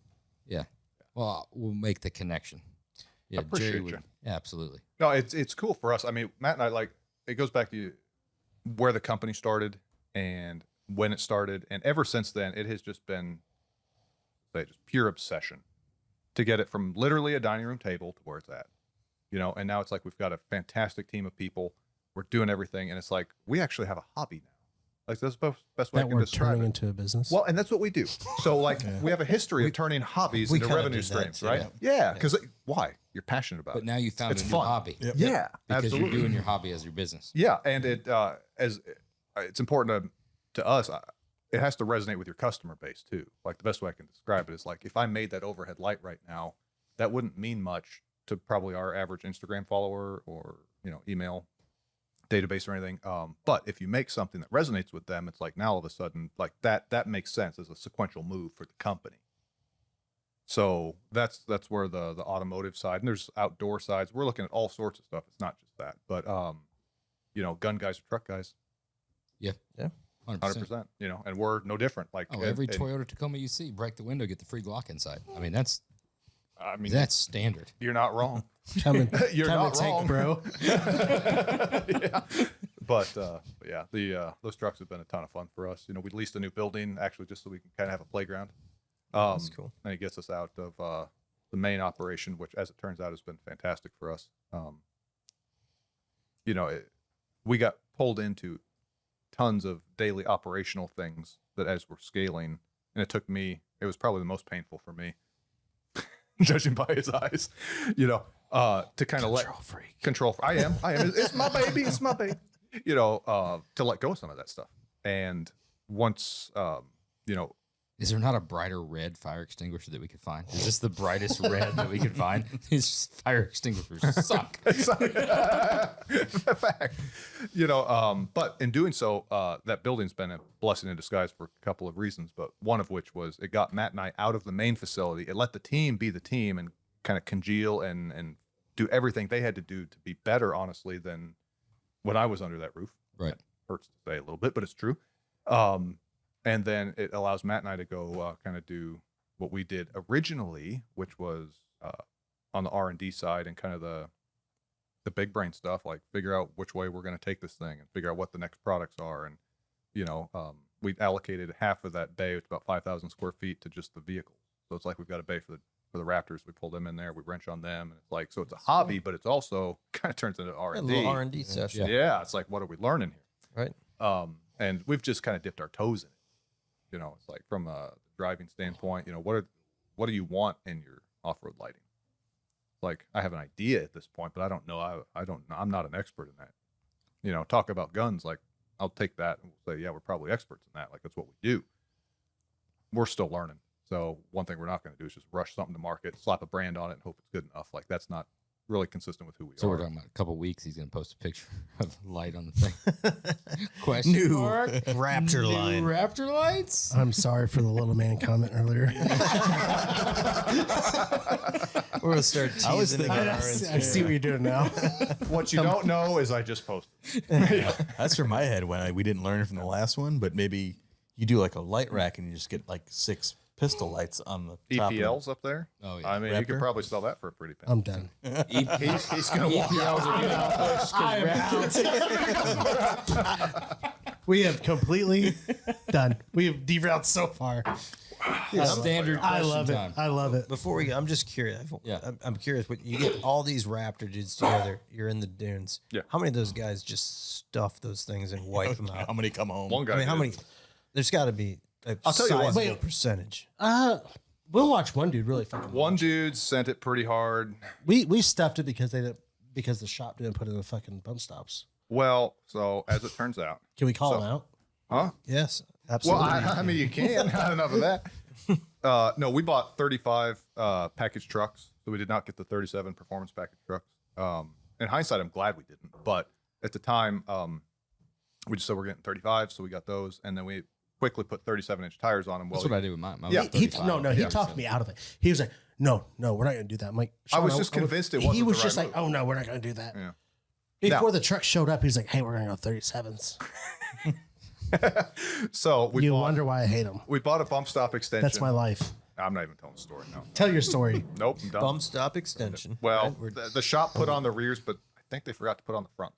okay. They did forget they are So- not on the trucks. Oops. And so then fast forward to Silver Lake, and we jumped the trucks, and we're jumping 35 package trucks with 37-inch tires, and both of our front fenders are like a quarter-inch higher than they're supposed to be. Wondering where those When new we fenders came came home. from. Gotcha. Well, they were going to happen regardless. That was just the justification. Like I blew up my fenders. But I mean, yeah, you start to talk about mods and things, so that's like, suspension upgrades.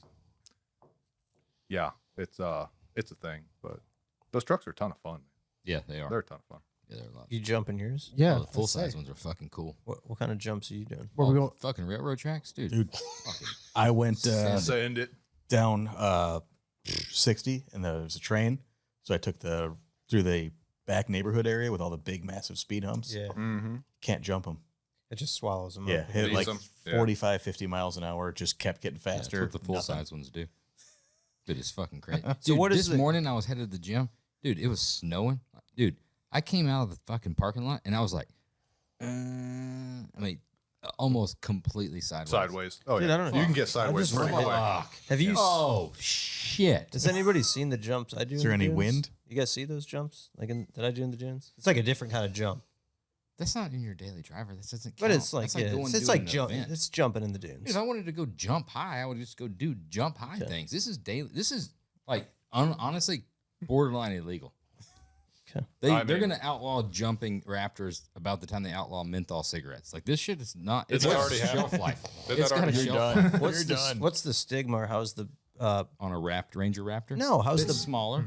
Yes, I got that. What's the Bronco Raptor guy looked like? Is that a flex? Is that So I heard a lot that the Shit. Bronco Raptor is off the line faster than a Raptor.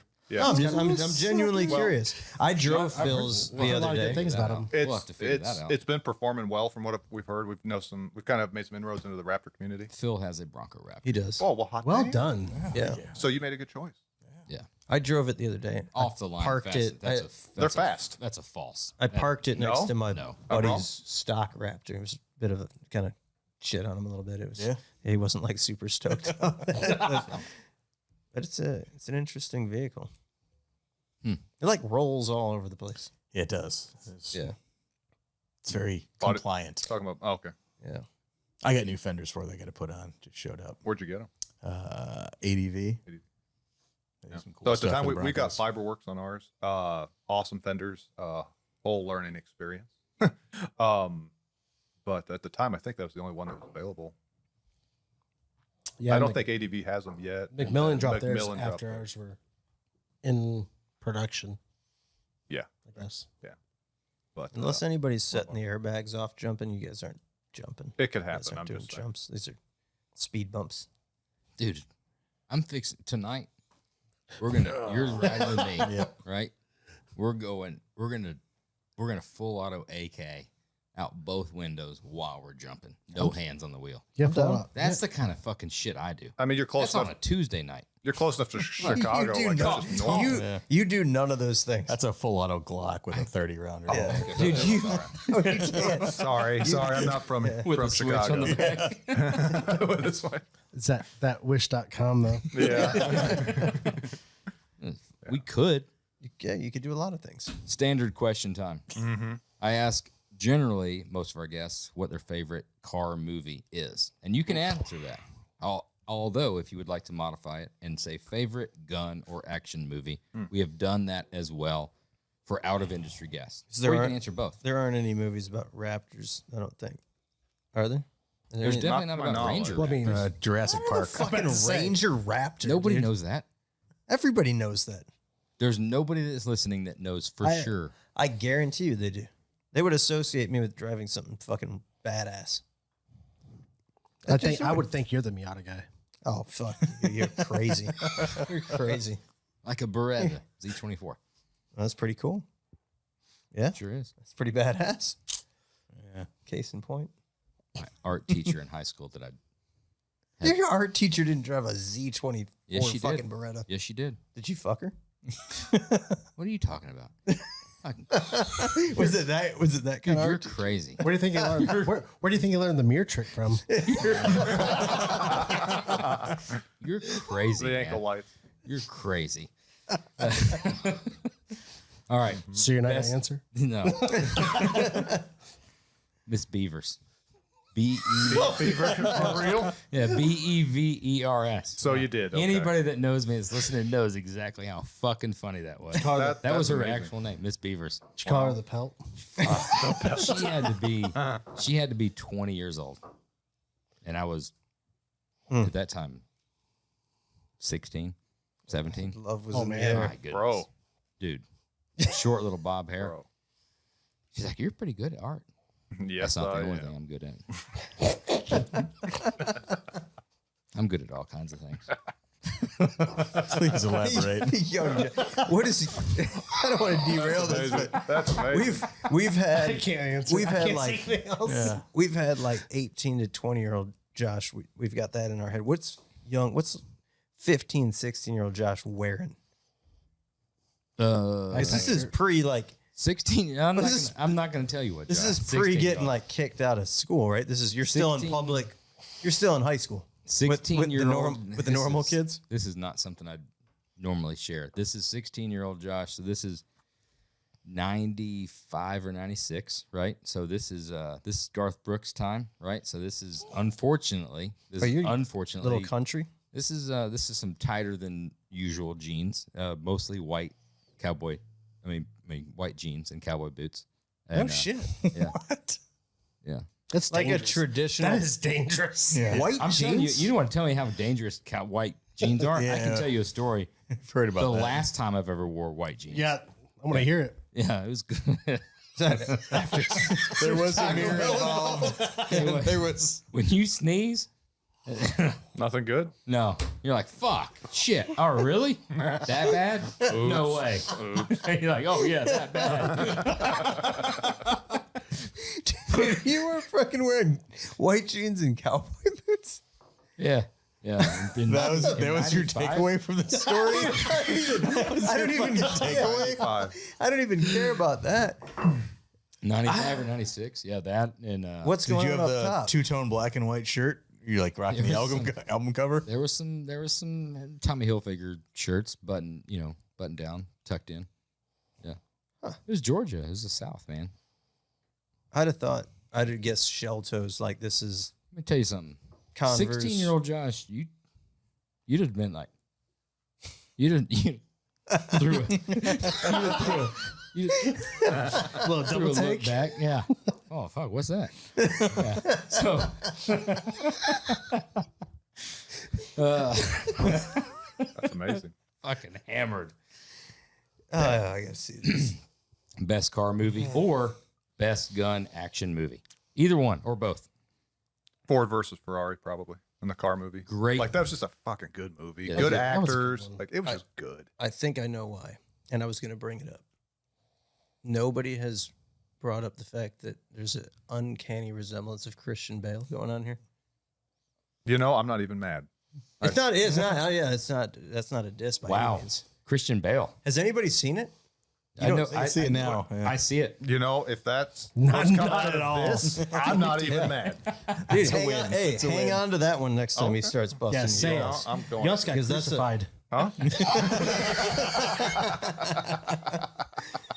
That's crazy. I've been sitting here thinking, I'm like, man, where do I know him from? Have to get the accent. Yeah, Wow. I'll have to work on that. but great movie. No, it was a movie. fantastic movie. On the firearms side, that is one that's so freaking hard because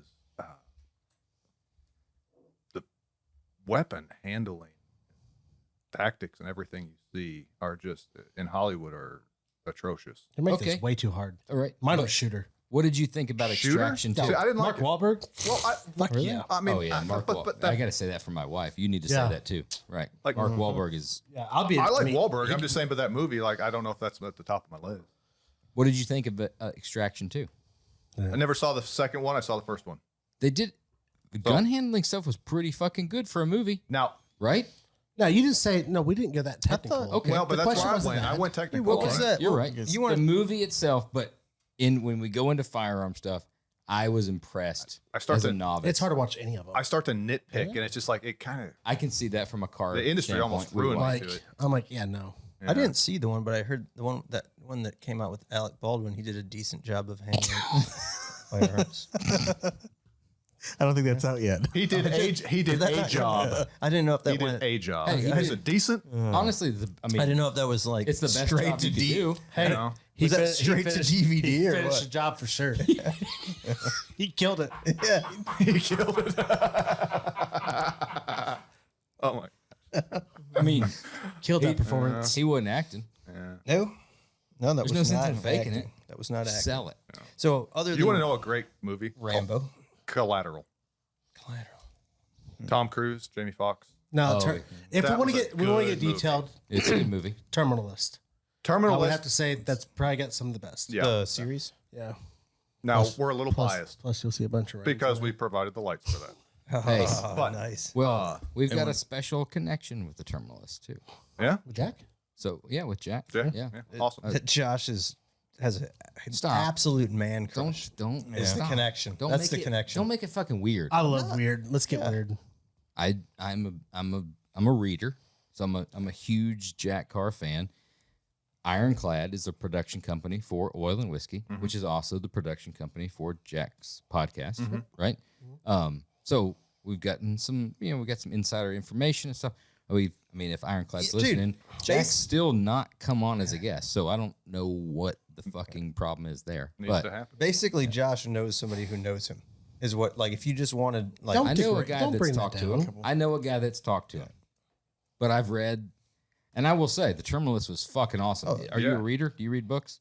Somewhat, yeah. I'm more of an audiobook guy. Did you do the Terminalist before or after you watched it? Okay. Before, yeah. All right. Do you have bifocals by any chance? No. Yeah. Do you? Yeah, Josh does. Josh. No, I don't. Yeah, because he's old. You can't. I don't have bifocals. Fucking prove it. Okay, yeah, there it is. You guys fucking suck, really. I love it. Honestly, that's a fucking asshole move. That's what he would do to me. That's a This weakness. is gold. Because It's a weakness, dude. It was just sitting there. that's not a weakness. I can't. It's not a strength. That's not a strength. I have to have It ain't a strength. Oh, It's a Jack Carr. I'll let you have the win. Tell- That's fine. Tell me a little bit more about Jack Carr and your I relationship. could do without glasses and still be fine. I couldn't see. You couldn't do without that fucking oxygen hose. You would have died. You couldn't have just managed. You couldn't have been like, oh, fuck, you know what? I'll get by. That fucking oxygen mask kept you alive. Touche. These glasses don't keep me alive. Touche. They just make it easier. Got I'm just a little lazy. You were dependent. All right. Next. Moving on. he's going fucking hard. Preach. He wants to win. I love this. Man, a wounded animal. I feel defeated. Hurt people, hurt people. That's all I gotta know. I feel defeated. Just that little raccoon looks cute, and if I got hit by a car, don't fuck with it. That fucker will bite the shit out of you. What's your first car? First car and a story about that car. My first car?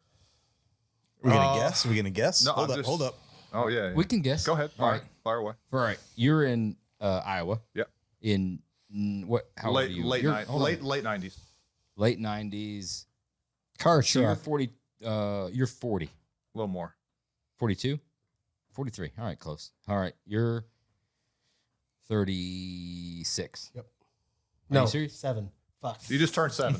Just turned 37. 37. Yeah, yeah. Fuck, I'm close. You were I'm real telling close. you. Yeah. Handful of Special- days off. Special set of skills. Help us. It's the glasses. Just help us out so I don't pick just the ironic pick. Car or truck? Truck. Truck for you. You're in Indiana. You're in Iowa. I am. Late 90s. You are in 2002, 2003, 4. 2004. Your truck. Your car. I'm not a car. Not a car. I'm not gonna say anymore. Okay. All right. That's SUV. Hold on.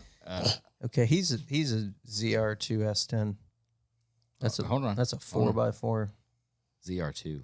Yeah. 2000. What year? Listen, Well, that'd have been like early 2000s, late 90s, early 2000s. It's like an extended cab. Mazda B2200. Then.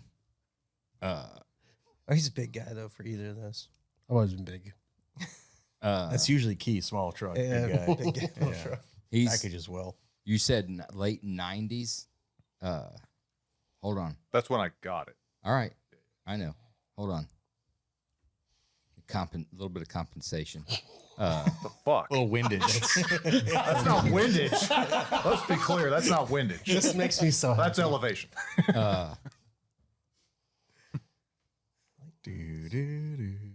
Full size Bronco and Mazda B2200. That's my guess. Now y'all go. Oof. I'm going Ford Explorer, That's where I was going. and I'm sticking with the ZR2 S10. Okay. I'm a first gen 2-door Ford Explorer. I want to say Dodge Ram. 33, 12, 50. Yeah, Thornbirds. Yeah. So the big reveal. Yep. Yeah. All right. So the first one ever, 1995 Chevrolet Blazer, 4-door, red. Dude, I was Hey. going to go fucking You guys were Trailblazer. I was going to go Close. You Trailblazer. were close. Okay. Fuck. Very close. The 82 Chevy C10. All right. Oh, so Very close. However, it was also a combination between 77 to 82 because it was a parts truck. We started pulling everything off the other trucks. But Yeah. we're off. How many We're a little colors off was tonight. it? Hey, but How many colors was it? 2, brown and white. we're not. We called it chocolate swirl. We're in the right. We're in the right genre. We're getting there. All right. Favorite story about that car? You know, vehicle. I don't really have great stories about that other than I killed it. Does that count? How did you kill it? I'm not even totally sure. It just, oil. I think rapid acceleration, just abusing it. Okay. And then the engine just wasn't happy about that. Just died. Yeah. 17, 18, 19. When did it die? Ooh, good question. I would have been 16 and a half. closer to 17, 18. Yeah, like going into senior year. That's How'd when I you was driving explain the- that to the parents? It quit. I don't remember. I'm pretty sure I just said it stopped. I feel Like, I don't think I feel I as wasn't though like, hey, I pushed it to the you floor have too many done something times. stupid in that first car. I honestly don't. Like, that was a case where, yeah, I wish I had a really good story for Hey, it. if you I just don't, you don't. don't. Now I got stories. I mean, we're jumping trucks and doing all sorts of reasons. So, like, Right. if something breaks, like, I got a story at least. But at the time, I was just driving the thing like Sean, adolescent kid would. You were a bitch at one time. Okay. You still are. Just not as much. You're a piece of shit. So yeah, 82 C10. It was the project truck I was actually telling you about before. Yeah. Got T-boned.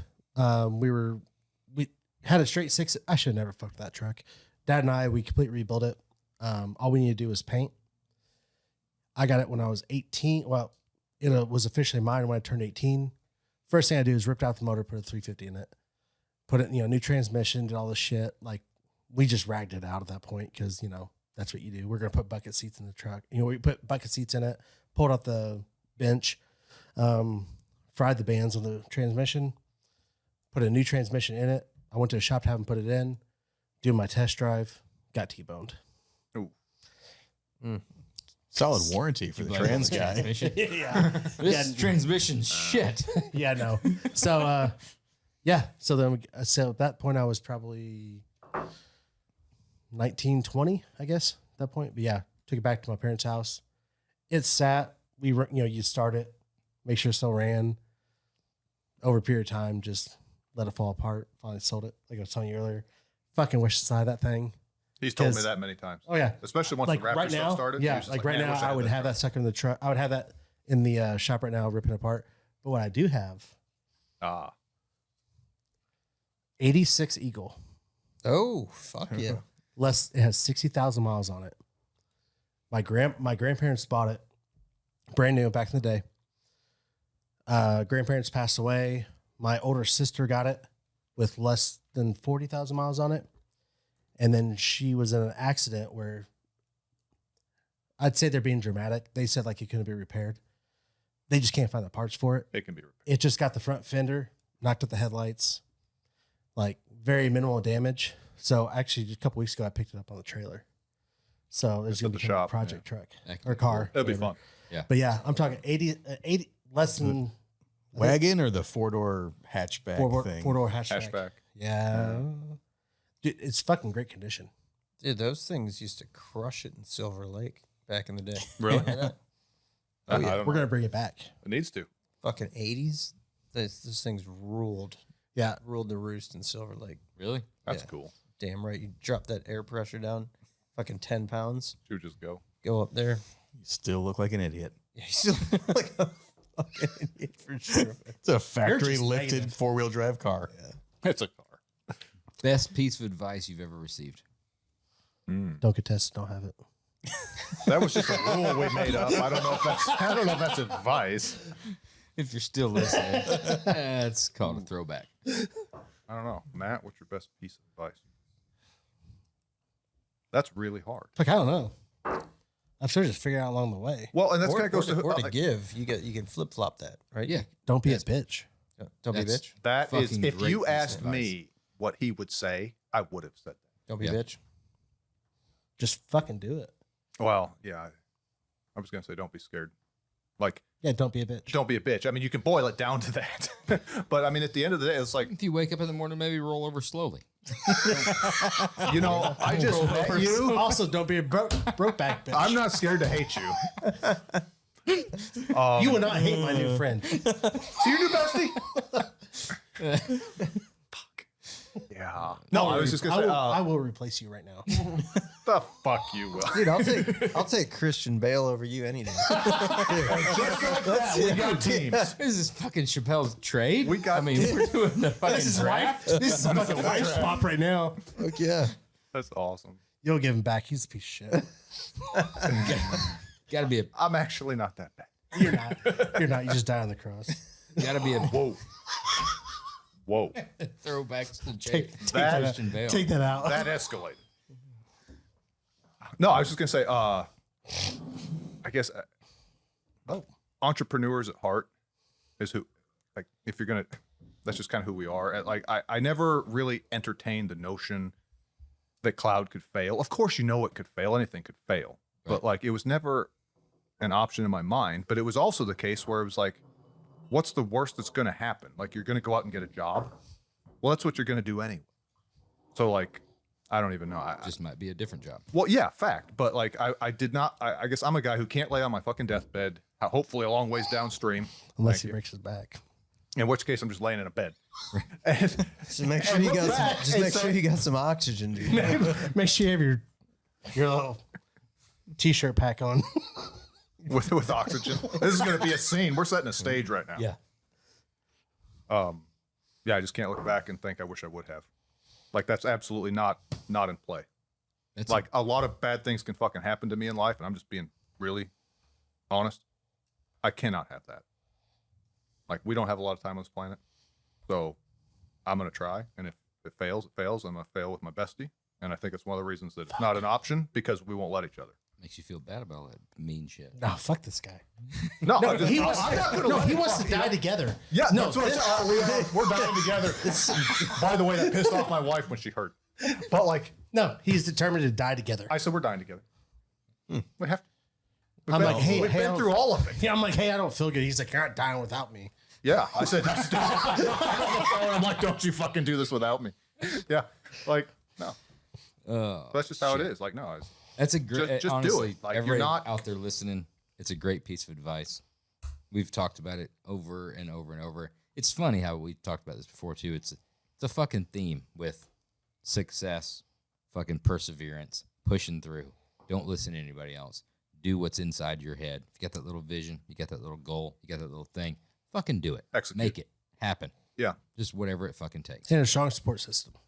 Yeah, absolutely. Like, put Yeah. those people in your Has life to who be. fucking has well, to be. everybody Like- always talks about a strong support system. I think it should be recategorized as probably. people that will just put up with your shit. No, 100%. No, I didn't. No, yeah. No, You know what I'm saying? 100%. No, it's 50. I think it's let's- 50-50. You need both. You need the people to tell you that fuck you, you're never going to do it. Yep. And then you also need the, like, at home, you The need people some- that love you, they're you just need- not yeah, gonna fucking you leave. need somebody They're gonna be who's- like, all right, who's- you're a fucking who's asshole. supporting you. Well, Right. there's a lot of people who just don't understand the mindset too. Like, not everybody's made the same. Not everybody's cut from the same cloth there. Like, it's a case where if you don't start a company and you just have a career and you go through that, that's a different mindset, I guess is the way to say it. And it's like, it's really hard. And we've talked about this many times. Sometimes it's hard to kind of relate to other people. I'm not trying to sound weird, and I'm probably fucking weird, I guess. Yeah. But like, it's just like how my mind works, how his mind works. It's not how everybody else kind of rolls. And I think entrepreneurs are kind of a rare breed. I think a lot of people start companies, but I'm talking about the guys who just like, let's put it this way. People ask if we would sell this company. Our standard line is no, but like if something happened to this company, we just go start another one. Like, it's who we are. Well, ask him your standing question. I'm interested to hear, because we talk about this all the time. We talk about, you've got kids. Yeah. You've got kids. Talking about the wife's like, oh, you're going to love so-and-so's husband. We're going to go out to dinner. Oh, yeah. tonight, right? Oh. Yeah. Right. I'm interested to hear about it on this side of things of, oh, he's super into guns. Mm-hmm. You're going to love him. Oh, you'll hear it all. I get that. Dude, let me tell you about Yeah, yeah. Todd. Todd Yeah. loves, Todd's got a revolver. Todd has got a Python. He bought an AR. I won't fucking talk to him.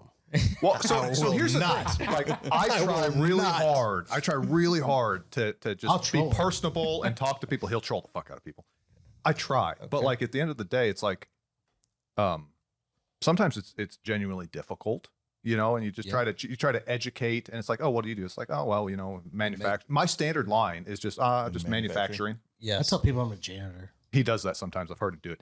And like, it's a case where, and then if they don't ask, like, I'm not trying to get into it, you know. Your motto. I just, if people ask, I'll be happy to talk about it. But I'm not the guy who's in that instance, in that example, where you're at some event, you know, with your spouse or something. It's like, I'm not trying to make it about me. Like, if somebody asks, I'll say, yeah, I make flashlights. Oh, that's really cool. You know, but like, yeah, we're making flashlights for fuck. I'm telling you what, a revolution's fucking coming. You bet fuck the government. We'll fuck you up. It's funny how that But works. yeah, like it's just. But then again, now picture a scenario where you're in the same situation. The guy's like, yeah, I started a company and I do this. Oh, okay. Well, now you like got something to talk about. Yeah. You know, and it's not better or worse. It's just different. It's just like, fuck, you build dildos? That's fucking cool.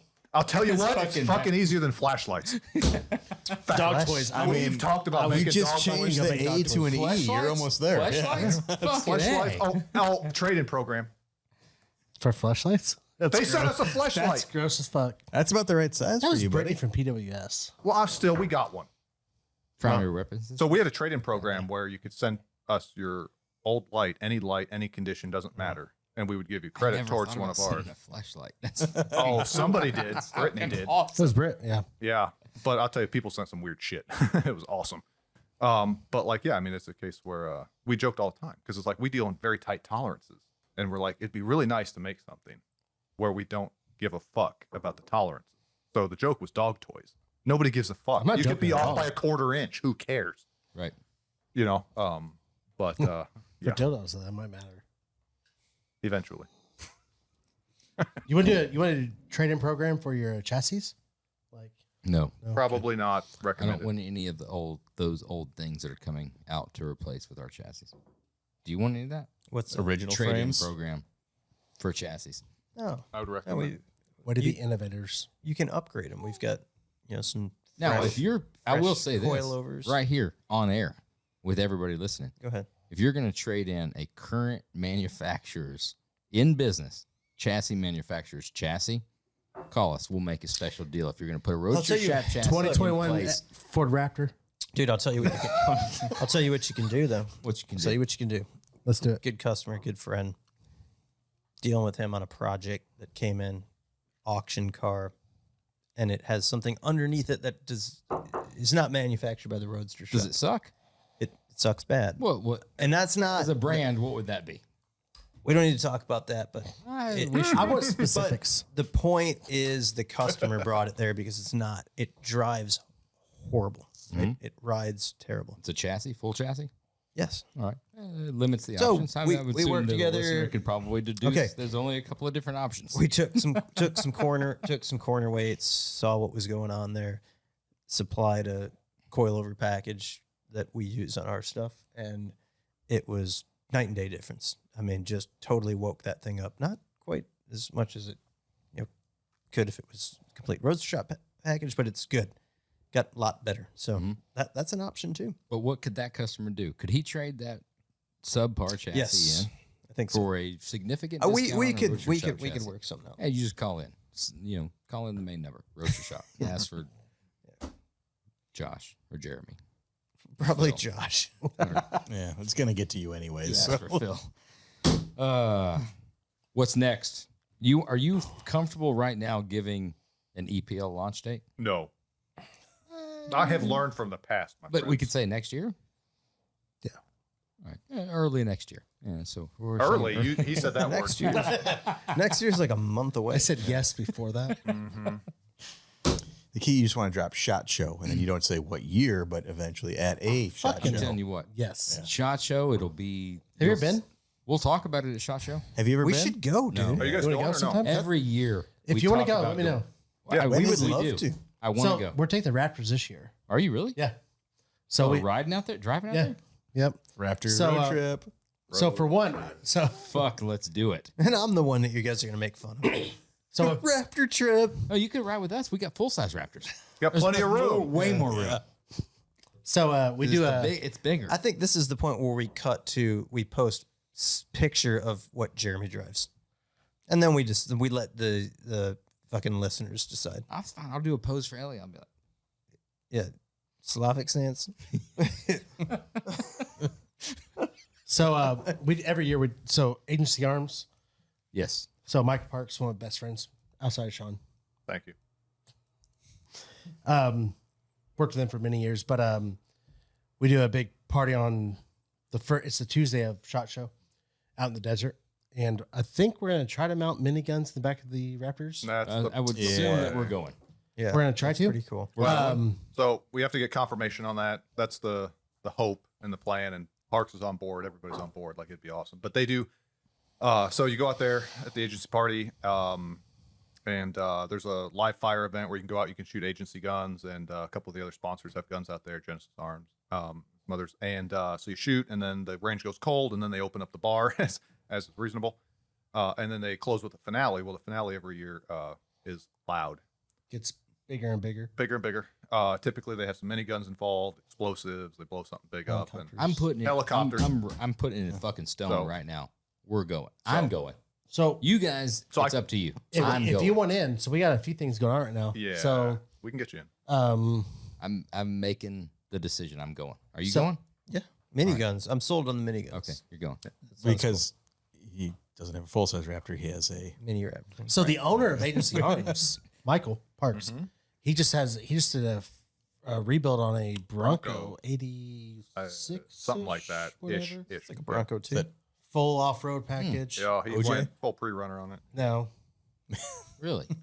yeah, he's a big car dude. So Yeah. awesome to talk to. But yeah, so Awesome, dude. yeah, we can get you guys. The dynamic weapon solution guys are big car guys too. You know those guys? Pedro. We know Pedro. I know that guy. Yep. We know him. They do a Know lot him of well. Cerakote and shit. Yeah, Yeah, he's I a don't know Raptor. the guys. He's a Raptor guy Yeah, too. no, He's got two of them. he runs a Gen 2, right? He's got Gen- two Gen 2s actually, and they are full on Look built. at this. That's how many shout outs. That's what. those are What is shout outs. what Those are you are doing? shout-outs. What are you doing over there? What is that? That's making it Shout rain, outs isn't like it? a fucking sprinkler. But yes. But yeah, if you so guys we're want to gonna- go, let me know. Yeah. We're serious, dead serious. What Yeah, is it? no. It's It's early February. January Third week of January. I Yeah, think. so it's the Sounds right. third week of January. second, So So the right there in week- middle of somewhere in January. Somewhere in January. All I know is the week before we're going to be in the UP of Michigan, and then we're going to wheel for 3 days up there, and then drive home, reload for about a day, and then push west Fucking in those trucks. So hopefully we don't break anything in the trucks up in Michigan. That's kind of the concern. But yeah, plans to take them out there, and then hopefully use them in the finale. If we don't, then we're just gonna ride the fucking. If we don't, we're going to have them out there in the desert anyway. But the hope is to get the miniguns. Mint 400 right there. So yeah. And then do some minigun burns. But they do a pretty good burn on those minis for a while. We can Is that a yes? we can All take the way his around. we can Oh, take his yeah. best. Absolutely. Yeah, we can get you. That's a yes for me. Before we go, we got to do. Oh fuck! I'm fucking drunk. Are you really? How much have you had? No, just a little like a. I feel like teaser. Teaser. I feel like this has been like super low. You're my proof. hero. I'm drinking it like it's water. It's not hard to drink. It's Yeah. very No, it's a really It is Yeah, not. like It's that is really- smooth. It's very I'd say that cask. very Now thin maybe and it's easy because to we've had drink. the other ones, but that Probably. cask is very easy. It is. It is. all of them are. They're not all easy. Also, I'm quite impressed. they can hit us up at any time. Hey, I will drink it up. so I'd say they're if, I mean, I know the ammunition guys are listening because they sent us this and Well, they that's went, nice. hey, said, hey, It's good stuff. Guns. full disclosure, try it. Tell everybody what you think. That's honestly, No, that's that's really having good. some fucking balls. That's in your pretty fucking honest. Product. yeah. So I would assume that the cloud defensive guys would love some ammunition, right? Sent. I And dig we it. would love to give them lumens. Fuck. Yeah. Imagine an ammunition lumens edition. Just lights up from the 15 bottom. It just lights up from the bottom. 15 The light just. I mean, I could do that right now. nice. Give me a bottle. I don't know enough about See what it does. See it? with hard work and American ingenuity. I know Okay, that's that not wine enough. company- Sorry, Chicro's not up to it. Where are they out of? Is that Bardstown. It's a Bardstown. Kentucky. You're deal. in dual flashlights. Well, I got the big. Aged, finished, and bottled in Bardstown. There it is. You know what? at If it's a sourced product, it's a sourced product. I don't really care. I dig it. The rye, Good. four rye, Very good. very good. That rye was very good. Straight bourbon, probably middle of the road. The fucking cast strength On it. It's fucking good. Solid. It's really, really fucking good. 110 proof. Doesn't drink Does like not- 110 nope. proof. The rye was the first one, right? Probably because Yeah, we're it was good. I like it. slightly. I thought they were all Fucking great, tipsy. man. They're great for doing exactly what we're doing here. Is just hanging out, drinking, shooting the shit. Yeah, I don't think that any of them are like something you like that's you're gonna pull out and be like, oh, you guys are like super duper into bourbon. Let me give you something that's gonna knock your socks off. But they're all just phenomenal drinkers. They all fall under the buy it category. I've never seen it on a shelf. I don't know that that's something. The you can ammunition snag. cask strength, finishing Cabernet bottles. That's got a fucking great. It's got. That's why it's smoothed out. The cab finished. Yeah, it's fucking good. Yeah, big proof and it's smooth. It's easy to This is drink. good. What's the number you're gonna give it? 7.6, I think. That's what I'm thinking. It's good. I do like them all. They've got that thin kind of viscosity to them, which I have retained very little information, Josh. So do you remember where that came from? You know, where it's not really hugging the glass. It's the fat.